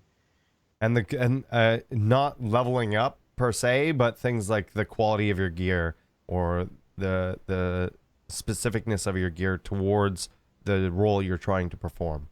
But there's no like, oh, now I have a level 5 gun, level 5 AR 17. They should make that a gun. Luke, make it happen. AR 17. Luke just wrecked me in the chat. Yeah, my god, you could be my sidekick if you get a bit better at streaming, and you really work hard. I'd have you as a sidekick. You'd be a great sidekick. Also, Twerk, remind me, I want to bring something up with you after the podcast. That just reminds me. All right. Okay. Do me a favor. What? You got to put this in now. What is it? It's at the bottom right under the SpaceX things. I've had enough of Luke for one day. You got to put this on screen. I gotta put it on today. screen? It's my turn. Oh my god. I don't have it open. Hang on 1 second. Is it a link? It is an Imager link. Okay. I've had enough, Luke. Darkest Mind is good. What did Darkest Mind say? Oh, you can't say that to Twerk has a heart condition. Oh, yeah. Promise exclusive. Added 1.5 FPS for a day. There you go, right there. Do you have that as an emote? I feel like that face needs to be an emote. No, I'm not gonna have it as an emote. Jesus Christ. We'll just leave that there for a minute.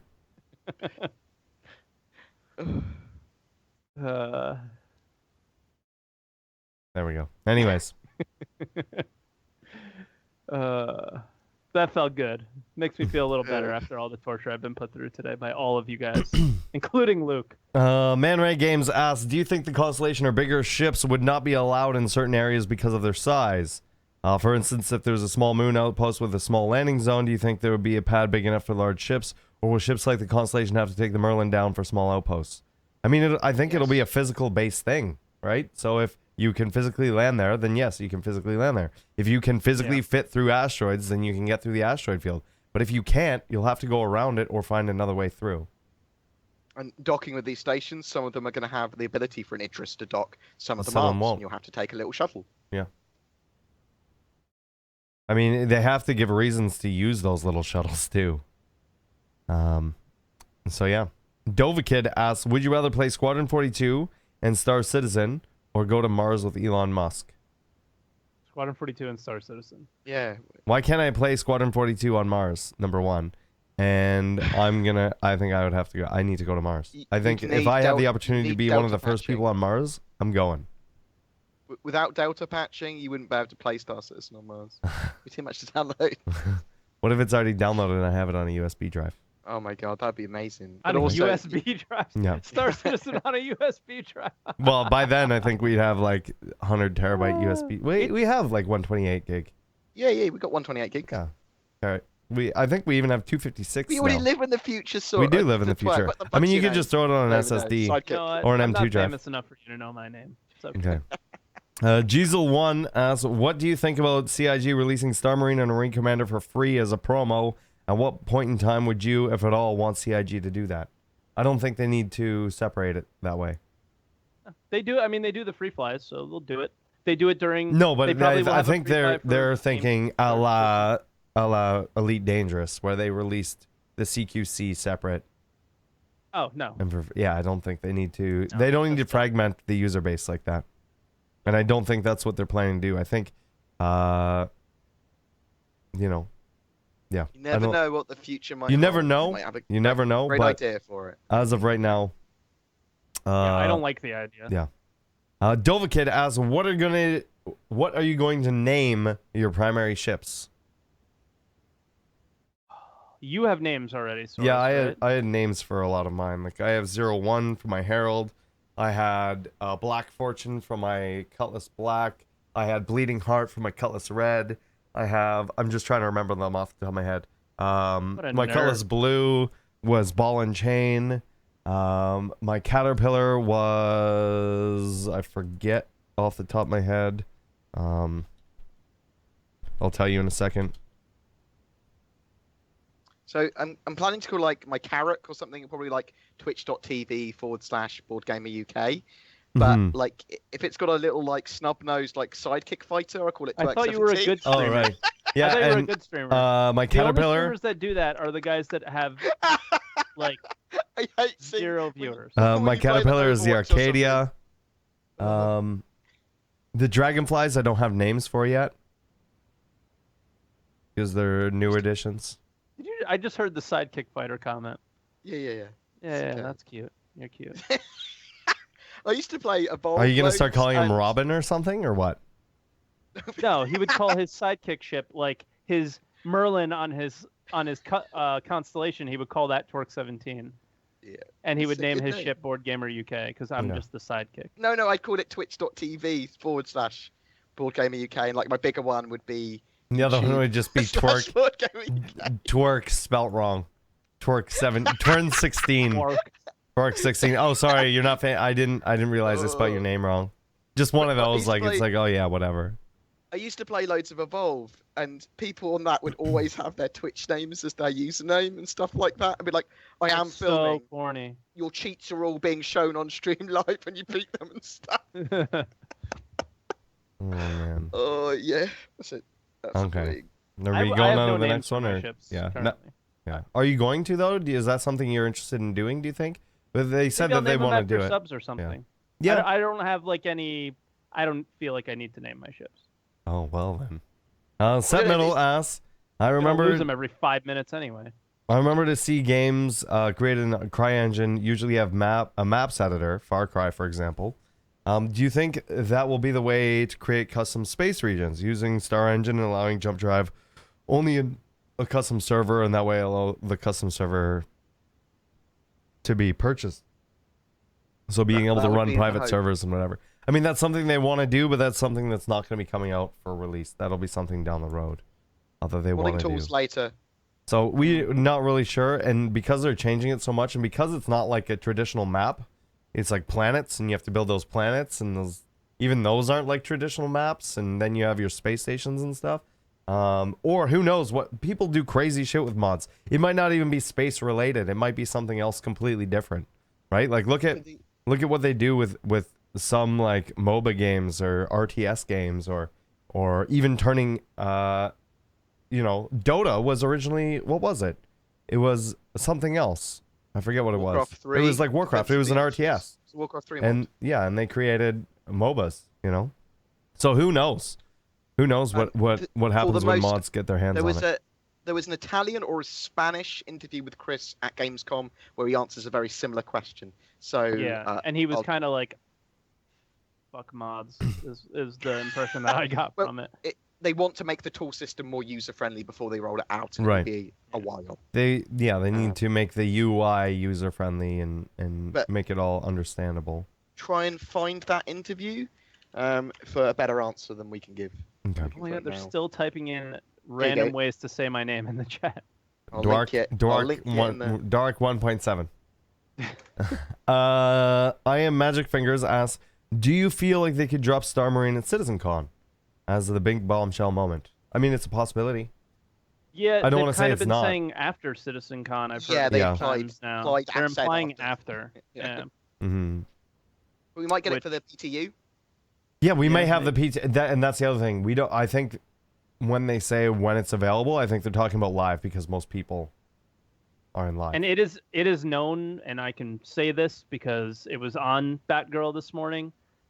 She said it to Ben, and Ben confirmed it that there's no Evocati patch right now. So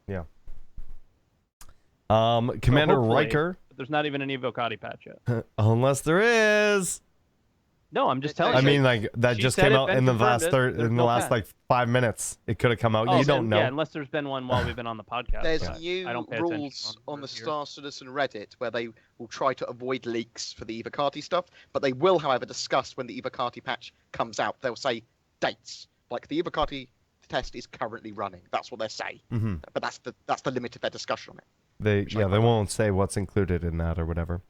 Commander Riker asks, with weather systems official, do you think gameplay will have weather elements hazardous to player health? I don't know about hazardous, but I think it'll affect players. Maybe on some planets, like Well, extra in the- cold, Like- extra hot. Like atmosphere. In the Terrapin thing talked about there being quite dangerous storms Yeah, and being able to and that bunker sort of stuff, down. So maybe I think there'll be environmental hazards that will fuck you up, Mm-hmm. as it were, and that you need specific EVA suits and stuff to survive. Otherwise, you'll take damage. I think they will. Why not? Why not? Get killed by my ship at the moment when I try and leave. Try and leave my ship, it clips me, and my foot explodes, and I become a gorilla with bendy arms. Well, sorry, that's. I love the one where you're running in space right now in EVA. I love when someone else's body is in your ship, Oh yeah, that's. and then you go, "It's Twerk. Everyone kill Twerk. He's in our cockpits." and then stuff it like saves everybody. that. Yeah. That's one of the So fun funny. bugs right now. All right. The next question is from Dropping the Deuce, and this goes to Twerk17. What a name! Congrats What a name. to WTFosaurus and Boredgamer for the shout out on Batgirl and Ben. Woo! Next Thank you question. very much. Dova Kid asks, I see a That's lot of not even a people question. I see a lot of people in the Star Citizen subreddit and forum thinking they are going to solo play a Carrick or Reclaimer from the very start of the game. Do you think CIG should allow for this gameplay if NPCs are good enough? They've in fact said yes, that is what their plan is that you will be able to hire NPCs to fully crew a ship as long as you are on there with them. They may or may not be as good as players. It's going to be like Pokemon. You have to really, really search for the best ones. Right. Adrian McNaughton asks, has anything been said about being able to set up mining operations on planets? Yes. Well, maybe not. I don't know about operations. We know for like large their own asteroids, building. they have the spider miner and stuff. And we know we're going to but get I know that. that we're going to be able to mine on planets. So Mhm. Yeah, I guess, Bored, you don't have anything to add to that? I was reading email about yeah. Battlefield 1. I got slightly Yeah, distracted. It just I saw appeared on that. my screen. I didn't just even click on it. saw you look over and you were So, mining vacant. operations, we know that the prospect is going to be able to land on planets to prospect and mine. yeah, but what do you mean by a mining operation? I guess. Well, any Yeah. size of operation is an operation, isn't it? So that's a small Yeah. operation. So hopefully some of I these feel like buildings... they mean like build a building. Well, we're not going to be able to build a Yeah. building unless it's a secret sort of thing they haven't told us about. But we might see mining buildings that are already there. We might see like some of these buildings are going to be... Yeah, like a vacant. Yeah, or one that's being used. We're just assuming that a load of these buildings are already cleared, but there could be like a proper mining operation from a mining corp going on that we jump in. And... Oh yeah, there's Murder definitely going everyone to be and steal like their pets! actual. There will be like actual NPC corporations and stuff like that. Yeah. I think. that Yeah, we're and maybe gonna you can see. work for them. Or maybe maybe. you can murder them all and steal their stuff. Maybe you can murder them all. Anyways, Their Mr. stuff. Yellow asks, Do you think / hope the CitizenCon streamers will be playing 2.6? Yes. I hope. I don't know. Yeah. I don't know what I'm doing. All I know is the dates that I'm there. That is my control. Is how when I show up and when I leave. But outside of that, I don't know anything. Let's hope we have. But I 2.6, hope it'd be great. so. It would be amazing. Obviously, that's like my favorite aspect of the game at the moment. Cormac asks, "Hey guys, great podcast. What are your current control setups in game? Dual sticks, HOTAS, mouse, and keyboard. And have you found any benefit from using one or another so far? I'm tempted by the new T16000M HOTAS that's coming out, but I feel like dual sticks may be better. Cheers." It's entirely down to personal preference, which is annoying because normally you have to purchase those products To try before them you can out. actually test them out. Mhm. We are trying to get as many different HOTAS setups and Well, in between the different three of setups as us, we all possible. run different setups, 16,000's right? delayed, by the way. I don't get it until November 3rd. I just got an email today. But we do all have different setups, correct? Yeah, I have. Yeah, I mean, I've tried joystick joystick throttle. before. I've tried HOTAS before. I prefer keyboard and mouse for ease of use for filming. Yeah. And I'm probably going to move on to mouse and throttle if I can find a throttle that I really like Right. the most. At the moment, it's probably going to be the X56 throttle because it's got the thumbsticks. Mhm. But at Redacted in general, I want a place where we can have all of the HOTAS reviewed, listed, tips and I know tricks, Nubify is and doing a lot of that sort stuff in regards to like dual sticks and different Yeah, we HOTAS just- setups and things like that. Myself, I use a keyboard and mouse for everything, just for ease of use. Number one, space. Number two, and just out of habit. Like that's what I've used since I've been gaming on a PC, and that's what I've used for the entirety of me playing Star Citizen, with the exception of like a month or 2 months trying a HOTAS, and I didn't like it. That's my biggest gripe with the HOTAS is its space. Yeah, I don't have any is space. it takes I have up a lot wires of everywhere. space. Yeah. And I mean, and the thing is too, like I'm also running, like it's not that I could just get a bigger desk.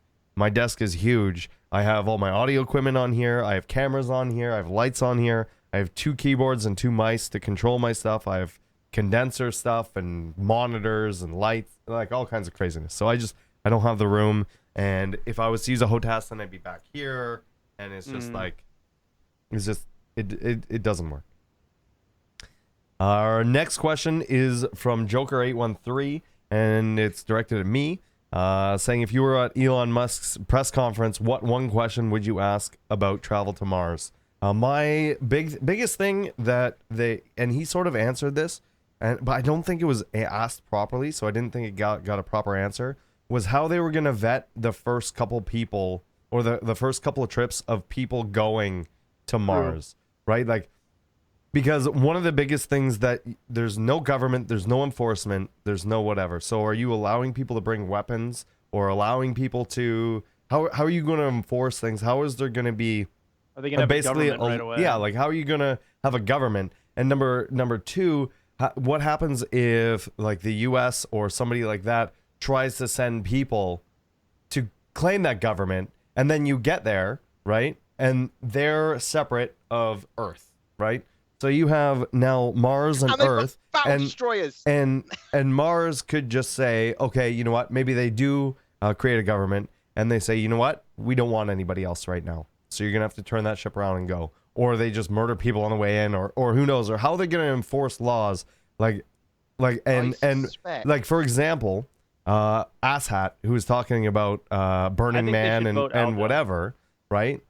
for If they president. get there and they get super fucking annoying and just make someone snap, right? There's going to be a lot of pressure, a lot of tension, a lot of stress, anxiety, and everything like that when you're on a rock floating away from the rest of civilization, and someone snaps on somebody and kills them, right? Let's say hypothetical. How do you deal with that? I suspect, number one, that everyone will be severely vigorously tested mentally and physically. That's not what he So the said. He said healthy- there would be about 2 to 3 days of training, and that's all you would need. I suspect that might change. Yeah, I would think that it would have to change. But I would have Because liked more dietary- depth and dietary more information on requirements- that. It's going to be people will definitely be mentally and Yeah. psychologically profiled heavily. But that Because is, it somebody is like just Imam- one question. My question would be, how are you going to properly vet the initial settlers of Mars to make sure nothing goes wrong, or to the best of your ability? I also think they'll probably send up some other people in the group that are more able to cope and deal with situations. They might even look like normal people. Right, but that also could be said. There could be arguments against that, saying, how do you know that power wouldn't go to their heads while they were there and try and just take over everything and say, you know what, I now own Mars, or I own whatever, I own this. How do they do that? I mean, not saying that would happen, but the potential Just for that build a would wall. be there. Build a wall. 10 Just send people. Donald Trump. Solution to everything. Next question before we, because the rest of the podcast could just talk about that. The next question from Zorky. What are your thoughts on Blood in Star Marine and Star Citizen in general? I personally miss it and wish there were bloody textures, etc. Maybe confirmed to come later. We know there's going to be damage textures for armor and stuff like that. I know they're not going to go out of their way for like super gory stuff, like ripping off limbs or Bone showing. and, yeah. But I don't know about blood. I mean, I don't feel like I'm missing anything without it right now. Nope, because it's about the gameplay, and we don't give it. It'd be cool to have blood spatters and gore, but it's only something that you look at maybe at the very beginning, and you don't miss it if it's not there. yeah. I mean, it doesn't need to be overly whatever. I mean, even if it just hinted at it a little bit, like if there was a little pool or like. I want to shoot someone while they're EVAing. They get a hole in them, and then their entire body gets sucked out of the hole. I don't. God, that'd be amazing. Pathogen UK asks, I've been discussing this with people this week. Where do you think the line is between griefers and pirates in the persistent universe? For example, people destroying ships and landing pads on Korea. Some say that's griefing. Some just say it's piracy. What do you guys think? I have a very hard stance on this. I'm going to jump into this right away. Trying to keep the server from having bad FPS. It's actually becoming it's become a proper thing to do. So the way that I look at it is that'll change. It's number one, it's going to change. Number two is if it's something you can protect yourself from, and you can do something to for every action there's a reaction to it that you can defend yourself from that. Then I think it's all good and well. I think when you get to the point where one side is like, if somebody can do something to you, for example, just blowing up your ship over and over and over again with zero consequence, then I think that's when it starts to become griefing. Yeah. And I mean, we see that, but that's definitely not the final thing. Now they could add in things like, for example, they could add in player man turrets, right? That you could go, and those are in FPS areas that you can go, and they're protected from the ships. But maybe if they're killing too many ships, you could go there and shoot the player, right? So there's that balance there for that. Right now, what happens is if you're getting attacked at Grimhex, I'll use Grimhex as a better example. If your ships are getting blown up over and over at Grimhex, and they're in a single-seater ship, you can't open their ship and shoot them. You should be able to, but you can't do that. And so they're essentially invincible until you can get somebody else to come in and distract them with another ship or something like that. But you could have 10 people spawning ships at a time, but by the time you get to them, they're all blown up because they blow up too quickly. I don't think that's going to stay in the game like that. I think that they'll find ways to balance that out more. Yeah, I agree. Piracy is totally separate from griefing. You could have other players doing any role in the verse, cargo running, and griefing. Griefing is totally separate from piracy. If you're talking about griefing and criminal rating, it is much more likely a griefer will have a criminal rating in the verse at the moment, because griefing will normally have some form of PvP involved because you're griefing another player. Right. Well, a good example for me would be you can kill a ship multiple times, and that's not griefing to me.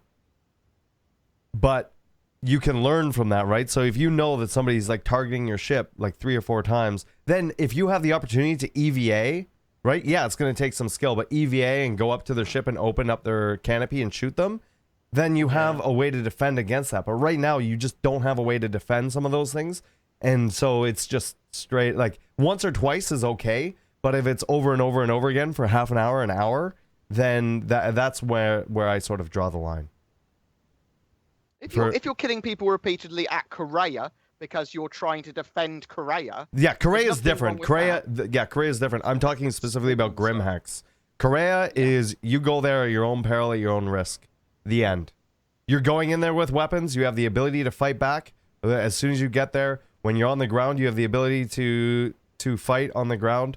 So I don't think there's a such thing as griefing at Korea. I think griefing is obvious. Griefing Yeah. is obvious as well. Griefing it's not is- something you can get confused about. is going in and doing what I said. Somebody just targeting your ship over and over again, and there's nothing you can do. There's no way you can fight back.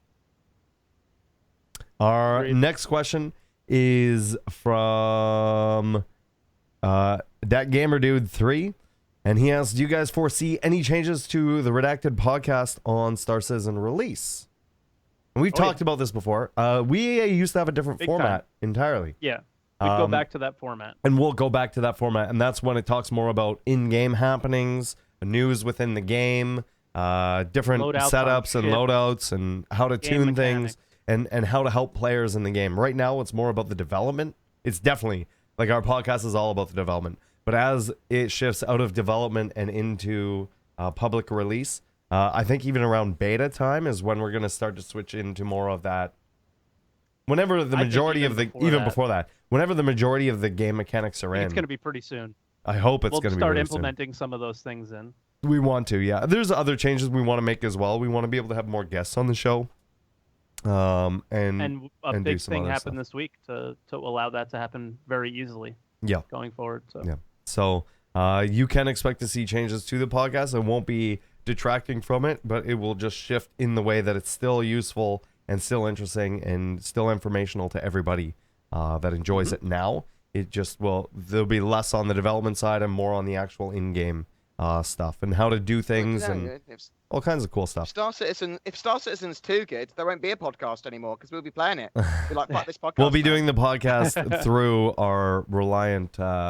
Oh my god, the shark, Yeah. the Makos. Yeah. One, Make one us, thing yeah. that I would love to do one time is have our in-game avatars on the screen mhm. and do the Yeah, podcast yeah. from within the game one time. Yeah, like with the We Yeah. could do that now. We could I would do love that. to do that one day. There's a program that you can do that already, isn't there? Like the face rig one. It's Well, called no, Face we Rig. don't. I'm No, we talking don't even about do that. literally You could whoever's just streaming, capture the camera. We're sitting you in could, ArcCorp.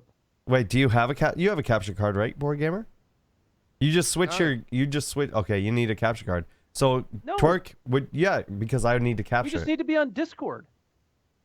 I guess we could. Somebody's I could. showing us in game. I could just one show of us all in streams it, game. Yeah. Okay. And then we just do the podcast. Yeah. Okay. that way. Yeah, we could do that way. I was thinking we would have 3 separate views, and you would just change your camera to your capture card. That's how I would do it. So then we have the 3 separate. Yeah, I things would of say us use doing it. Skype and then show your desktop. Yeah. but I that's was not good thinking enough. we'd use face rig to emulate a pilot, our actual characters, and have them talking. Because But- how face rig works. Do you know how much work that is? I don't think you understand Yeah. how much work that actually is. I don't. Yeah, I know you don't. Our next question is from Mr. Yellow. Do you think the Polaris will be limited in quantities and or one or more variants? Say that again. I'm sorry. The Polaris do you think it's going to be in limited quantities? No. Yeah. And do you I think do. there'll be multiple gonna be- variants? I don't think there'll be multiple variants. I don't think think it'll be I don't think Polaris there'll be is multiple a variants. Polaris. I think we all agree on that. I think I think it'll it's be a large limited, enough though, ship because that'll- it's one of those big ships. No, but it's a concept ship. Limited Like- number or limited like Limited time, like most. That's what I think. You think it'll be a limited time, like say the Phoenix? no, Phoenix was limited number, wasn't it? Limited percentage. Yeah, Yeah. something. It was supposed to something. be. Okay, what was the limited I- time? Let's say the Glaive was a limited time. Yeah. I don't know. I think they could do it like the 890 jump and say, you got 500 of them. Here you go. Mm, You know? I think they're supposed to be more common than the Idris. Yeah. I mean, listen, I just threw a number out there. The Yeah, number no, could be fairly I know. large. But I'm just saying that now. I think they're supposed to be more common. So maybe they might just be. It's just a Corvette. I mean, we have ships that are almost as big as the Idris now. I mean, a Corvette is a roughly the size, or maybe even a little bit bigger than the Starfarer, Mm.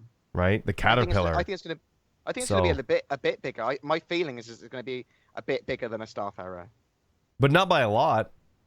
Not by a huge amount, but I do think it's Right, gonna like be a bigger. Starfarer is like 3/4 the size of an Idris. So what is it? Just an RSI Well, in Starfarer length, you know? And ship? isn't an Idris over 230 meters? I don't Idris know. is fucking massive now. It's I don't big, know how yeah. big it is. I The forgot. Starfarer is only like 100 meters. But I'm okay. Yeah, I don't know. I just know that the Corvette's significantly smaller than what the Idris is now. Yeah. Yes. I'm also of the idea that I don't think they necessarily want to minimize numbers for anything anymore. Because why Why limit that? potentially limit your profit? Well, I mean, I wouldn't. I don't know if I would call it profit, but the funding. Yeah, the funding, exactly. Yeah. Because I mean, they still want to help fund the game, right? The more money, the better the game could be. Well, the more people they can. I look at it that way. Yeah, the more people, the more money, the more people they can hire. The faster things get done. exactly. The faster things assets can get develop. made. Well, I mean, sometimes Chris sees is like, ooh, shiny new tech, Yeah. and then they put it in. So I don't know. Yeah. But the True.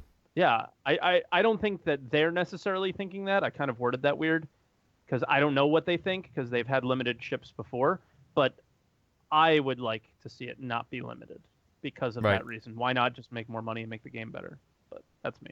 I know they want to limit ships to some extent because they don't want everybody having the same big ship, and it all like us look like clones flying the same ships around. But Clone Wars.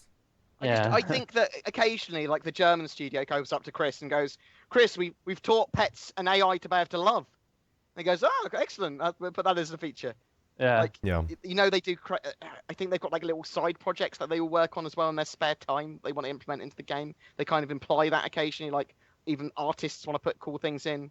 mm-hmm. Like, did you guys watch the thingamajig today? The town hall today?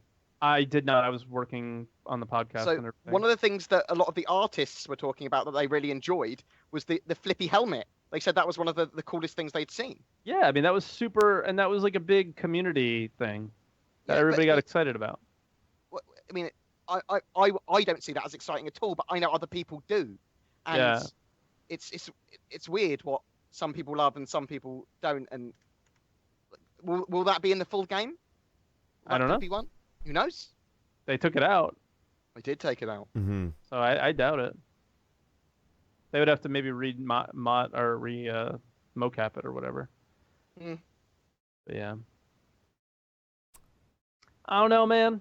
Our next question, coming from Jack Assery, asks, do you think those of us with Vanguards and the Battlefield upgrade kit, or the BUK, will get some kind of deal on the hoplite? I think the might sell hoplite it might as be a- less. They might sell it Yeah. as a Battlefield upgrade kit as well. Yeah. Yeah. I didn't even think of that.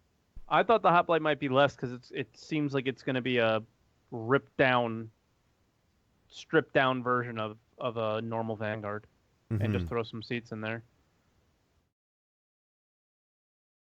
Yeah. I just think it might be think less. so as It's well. going to be weird because how do you upgrade, but to a ship that's lesser? So maybe it'll be $5 more, something like that. I mean, that's how they do the upgrades when you do go down. It's like a $5 upgrade or Yeah. Yeah, Or they haven't got $0. that downgrade $0 system one, in yeah. yet that they want. Maybe we'll get that Wolfenden. soon as well. Wolfenden 2000 asks, with the current funding the game is has sitting in the piggy bank and cost of devs, power, etc., how many years do you think development of game could continue if not a single penny was added to the piggy bank from today? I have no idea. I don't know what their costs are. We don't know. Yeah, that's. I don't have an answer. If no more money was coming in, they changed the way they did stuff. I think it would just take. everything It would come out. It would just take longer. They would just have to reduce their staff and work on it longer. Yeah. And some features might Maybe. not get in. No, yeah, not initially. I don't think that would ever happen. Everything would be rescaled though. I mean. Yeah. Yeah, I'm not sure. And we could be completely wrong. They could have enough money to finish the development of the game. We have no fucking And idea. the current pace that they're at now. Yeah. I'm not. I don't know. I don't know anything about the financial side of things. And I don't think it's they've right got- for us to even imply Well, I anything. think they've probably got enough money with cash reserves to be able to finish the game as is now. But Yeah.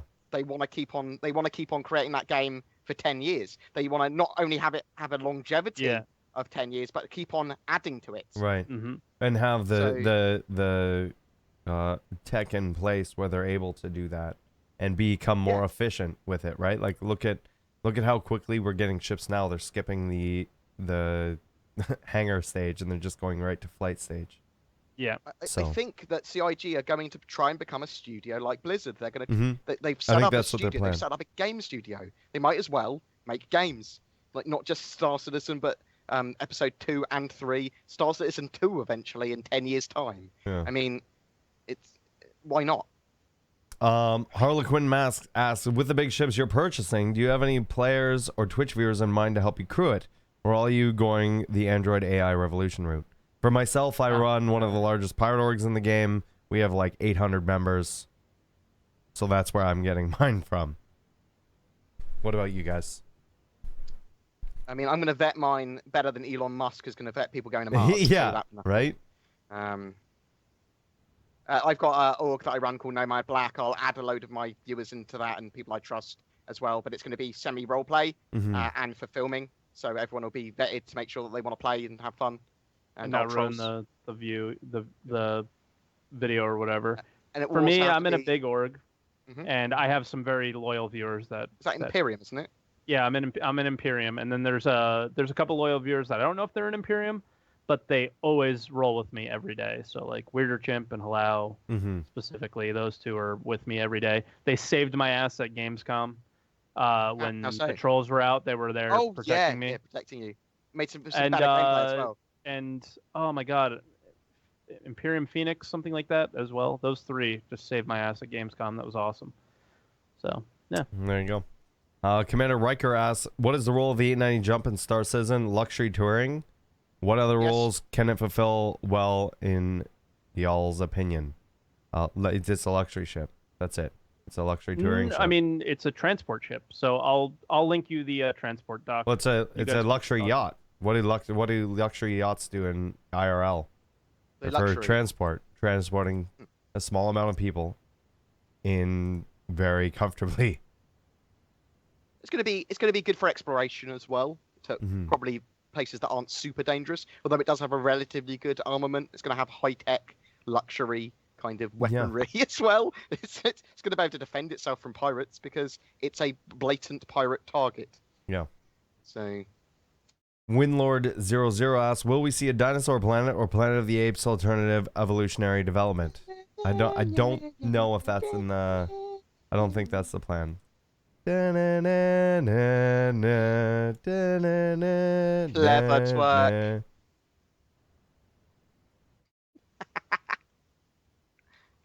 Sorry, I'm putting that civilian transport link in the chat, so I missed that whole last thing. Dinosaur Planet of the Apes planet. Probably not. Like your No, facial get this expression, No like, Man's Sky different shit out of here. No. Fuss TV says, will you be able to paint and name your ship in the game? Thanks for a great show. Yeah. That's what they're planning. That we're going to be able to change the paint jobs and make our names for the ships. I They gave us suspect- some paint ideas on the Dragonfly. The Dragonfly, sale. they show So all if the you go back to different- that, you might be able to see the little. I think closer to palettes. Star Citizen Beta, like maybe CitizenCon next year or something, we'll probably see customizable ships for color schemes and paints and stuff. That's the sort of thing they go, and we've got the tech to do this now or something. That's the sort of thing that they show us. Yeah. From that gamer dude 3 again, do you think they will release the Idris on 3.0 when... Well, 3.0 No. doesn't mean Squadron 42 is released. So that's kind of a loaded question. I think the Idris will be released when Squadron 42 is released. Mm-hmm. I don't know. I don't think it's coming with 3.0. I think It might. Squadron 42 It might, but I Idris don't know. is totally different engineering-wise from the Star Citizen Idris, and it probably need Yeah. a bit more work, maybe. Although we do know they're flying it around in verse, I think, at the moment. Probably they talked about ships landing on it already, Yeah. and they've been messing Like around messing with it, around so with maybe. it, so who knows? Yeah. Adroxide asks, in recent interview, Chris Roberts said, sun in Star Citizen is not an asset that moves on the sky, but is fixed in place and the planets move around it, driven by planets actually rotating. He said that he can even turn planets around the sun as well, so it could be a full-blown simulation, which is the plan. Would Yeah. realistic planetary mechanics, being in motion and on the orbit while in space, improve the Star Citizen experience by increasing the learning curve, or better if it is just a fancy gimmick handled by autopilot and unimportant to the gameplay, not to making flying too difficult? I don't think it makes flying difficult. I think it would just make your points aren't static to where you're flying. Yeah. To. That's all. I mean, from like teleporting and quantum driving to places, I mean it's gonna be irrelevant where those planets are because you're gonna be able to quantum drive to them, like clicking on them on the map To the as well. points, yeah. Yeah. So it doesn't really matter that much. It's It just what might would be matter cool if they're is in their that field you're of not view. going to be able to go. Yella is like you're not going to be able to. You're go not gonna from always Port know All-Star, Yella's turn around behind and say you. Yella's always here. Right. But It's you're going to have a could map be that's around. automatically going to find it anyway. Yeah, so you may have to fly around the plane. You may have to find a chart. Certain objects, yeah. Sometimes, if you're on a certain time of day or whatever, that you have to go to another point first and then there. And other times you'll be able to fly directly there. I think that's how it's going to change it. And yeah, that might mean that, oh, now you're going to run into pirates, or now you're going to run into security, or now you're going to find something you wouldn't have normally found. So I think it just adds more to the exploration. It forces people to take different routes, which is pretty cool. RMS Actual, and we only have a couple questions left, and then we're going to wrap it up here. RMS Actual asks, regarding hiring NPCs, if you're operating a large carrier-style ship, one that's designed to have fighter squadrons, so like the Nidris or a large carrier ship, do you think you'll be able to hire NPCs to fly your fighters? Or maybe use the mission posting system to hire mercenaries to do the same? I think you'll definitely be able to hire mercenaries to do the same. Mm-hmm. I don't think they've decided internally whether they want it so you can hire fighters or not. For individual I think you probably fighter. will, but maybe they'll limit it. Yeah. Yeah. Like Like, what, they I don't can't want have a million 38 ships people. flying with you. Yeah. Because what's stopping you from hiring 10 pilots and you just rolling by yourself with like 11 Exactly. ships? Yeah, there must be some sort of limit. Mm-hmm. But I don't think they've decided internally. From NS Archer, he says, much love, guys. Thanks again for doing these podcasts. His question is, what are your thoughts on the 600 Origin class feat? The crew sizes, versatility, etc. Archer out. I guess he's I left, think so we'd we be don't need to answer it. completely throwing guesses out there. We Yeah, have no idea. we don't Well, so literally know nothing from the about it. lore, we know that it's probably a luxury ship. It's a luxury because- version of the Origin ships. Because Origin is luxury. Well, indeed, and there is a little mention of it in the lore where they just say that this is their elite ships that they have all the best parts for. Mm-hmm. Okay. Well, yeah, other than that, Origin we is don't like really the know. highest end. That's what they are in the lore, anyways. They're the very high end stuff. That's why all the luxury ships come from them and everything, or the majority of them do. So yeah. Outside of that, we don't really know a whole lot about it. Yeah. I mean, I suspect it will be a ship larger than a fighter, but maybe not as big as a Constellation. Well, this I mean, this is my guess. It's a 600 series, so it's probably smaller than the 800 series and bigger than the 300 series. Somewhere in the middle. 800 series. Oh, the 890 jump, of course. Yeah. Yeah, exactly, right? So you have the 800 series of the 890 jump, you have the 300i and 325 300 series. So I would imagine somewhere around maybe a bigger than a Constellation, maybe around Starfare size, maybe a little bit smaller. Mm-hmm. And Doralis with That'd be our sick. last question, saying, I was wondering, since they were going to restrict the character customizations in the way of a player size, but they were going to at least make it so we can make our characters' faces look like our own faces, or maybe to a certain extent, or are they going to restrict that as well? That I'm not sure because it was not that for me personally. It wasn't that easy to deduce exactly how much customization there will be. He did say that you would be able to Frankenstein a face that looks like yours, though. Ish. Yeah, ish. So we'll have ones that can look kind of like yours. I do suspect that we'll have a little bit more customization than just selecting other people's parts, but I don't know that. Mm-hmm. Yeah, I would hope. I'm hoping, but it's really hard to tell right now for me. So I've watched it like 30 times too. if it's not done properly, if it's not done to make enough people happy, they'll have They'll to change iterate it. on it. Yeah, Yeah. they'll have to because people will be up in arms.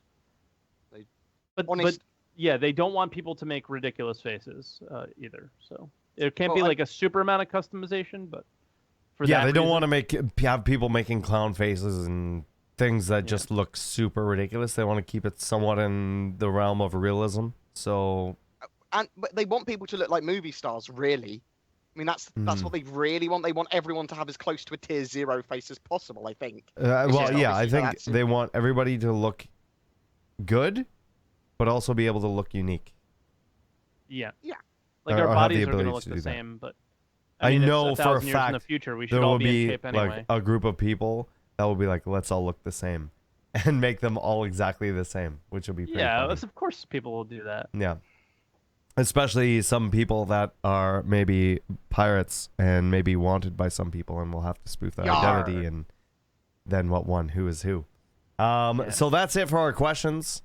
I once again want to say thanks to Antlion Audio for sponsoring the cast. Once again, type in Thank you very exclamation much. point mod mic in chat. Check out their add-on mics for your existing headsets. Headaches. Really cool stuff. Yeah. Existing headaches. $50. Go check them out. Yeah. And I guess Twerk17. What are you up to this week? And where can people find you? Well, you're on my channel right now, so twitch.tv/twerk17 for those guys watching on the VOD or listening on SoundCloud, because apparently we have a lot of people that listen on SoundCloud. Mhm. And thank you very much for that, everybody. Oh shit, son. This week, I'm probably going to be playing a lot of Warcraft 3 Mm-hmm. this week. I really like the story so far. I'm really enjoying the game. I want to try that Osiris. What is it called again? Osiris something? Oh, came out there? yeah, the one that you were talking about in your stream earlier. Yeah, I forgot the name of it, but I'll look it up. Yeah, It's like number it is 1 on Osiris Steam something. right now. Okay. I'm probably gonna buy that and then play it maybe tomorrow. But I definitely want to do some Warcraft 3 as well. Lots of work on the website. But as far as Twitch, yeah, it's gonna be a little bit of Star Citizen, a little bit of Warcraft. Gonna try this Osiris game. That's really it. Yeah. What Right about on. you, Board? What are you up to, buddy? Well, Any- people can find Any me, videos but- in the docket? Well, I've got loads of random videos I want to do. Like, I want to do some stuff about HCS voice packs, seeing that we're all getting mod mics now. It makes, makes the most sense, because I think these are absolutely amazing for that. But I'll be doing stuff for CitizenCon hype, getting all of the CitizenCon Oh my information God, it's that a we week. know. It's like a week on away. Sunday. Week on Sunday. But Yeah. I mean, I want to get ticket information there because ticket information is coming out tomorrow. I want to get travel information. I want to get all we know about CitizenCon, all of that sort of stuff into a single video, just for everyone to hype themselves, but also as like a little travel guide for anyone that is going. There is about 1 million videos I need to prepare for CitizenCon, and I'll do some gameplay. Got the stream on Sunday and Tuesday. And if anyone wants to watch my stuff, it's pretty much every form of social media or YouTube or Twitch is all at Boredgamer UK. So check that out because I'm there. And That's I've got where a face. Bored and you lives. love my egg. That's where he lives. That's where he can shine his noggin. Oh my god, yeah. I should put that on as like a special bonus. If people meet me in real life, they can buff my head. Actually, that sounds rude, doesn't it? People do that anyway to bald Yeah. people's heads, right? They They just do, feel the like Supreme- the need that they can touch it. Yeah. Supreme Tokyo made it a thing at CitizenCon 2015 to rub my head for luck, which was Yeah. like 12 people while I was trying to talk to like Chris Roberts or Sandy came up Yeah. and rubbed my fucking head. That's awesome. Like- Thanks for that. That's pretty funny. Chris is like, no, or Board's like, no, it's not awesome. So for myself, right after this, I'm going to be streaming some Star Citizen. We're going to have an extended stream this evening because tomorrow morning I leave for TwitchCon and I'm gone until Monday. Hopefully, fingers crossed, I'm going to be able to stream from there. I'm going to put Star Citizen on a flash drive and all my stream stuff on a flash drive, so I'm going to hopefully make it even look like I'm streaming from home, kind of. So that is going to be a thing.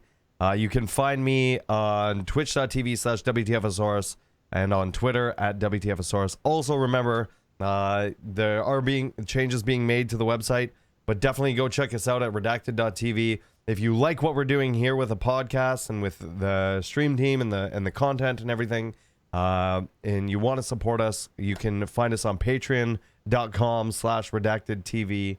And you can follow us on Twitter as an entire whole at watch_redacted. Also, feel free to click the link up above the stream on Twitch where it says Redacted there. You can see all of our streamers. Go and give them a follow. Check them out.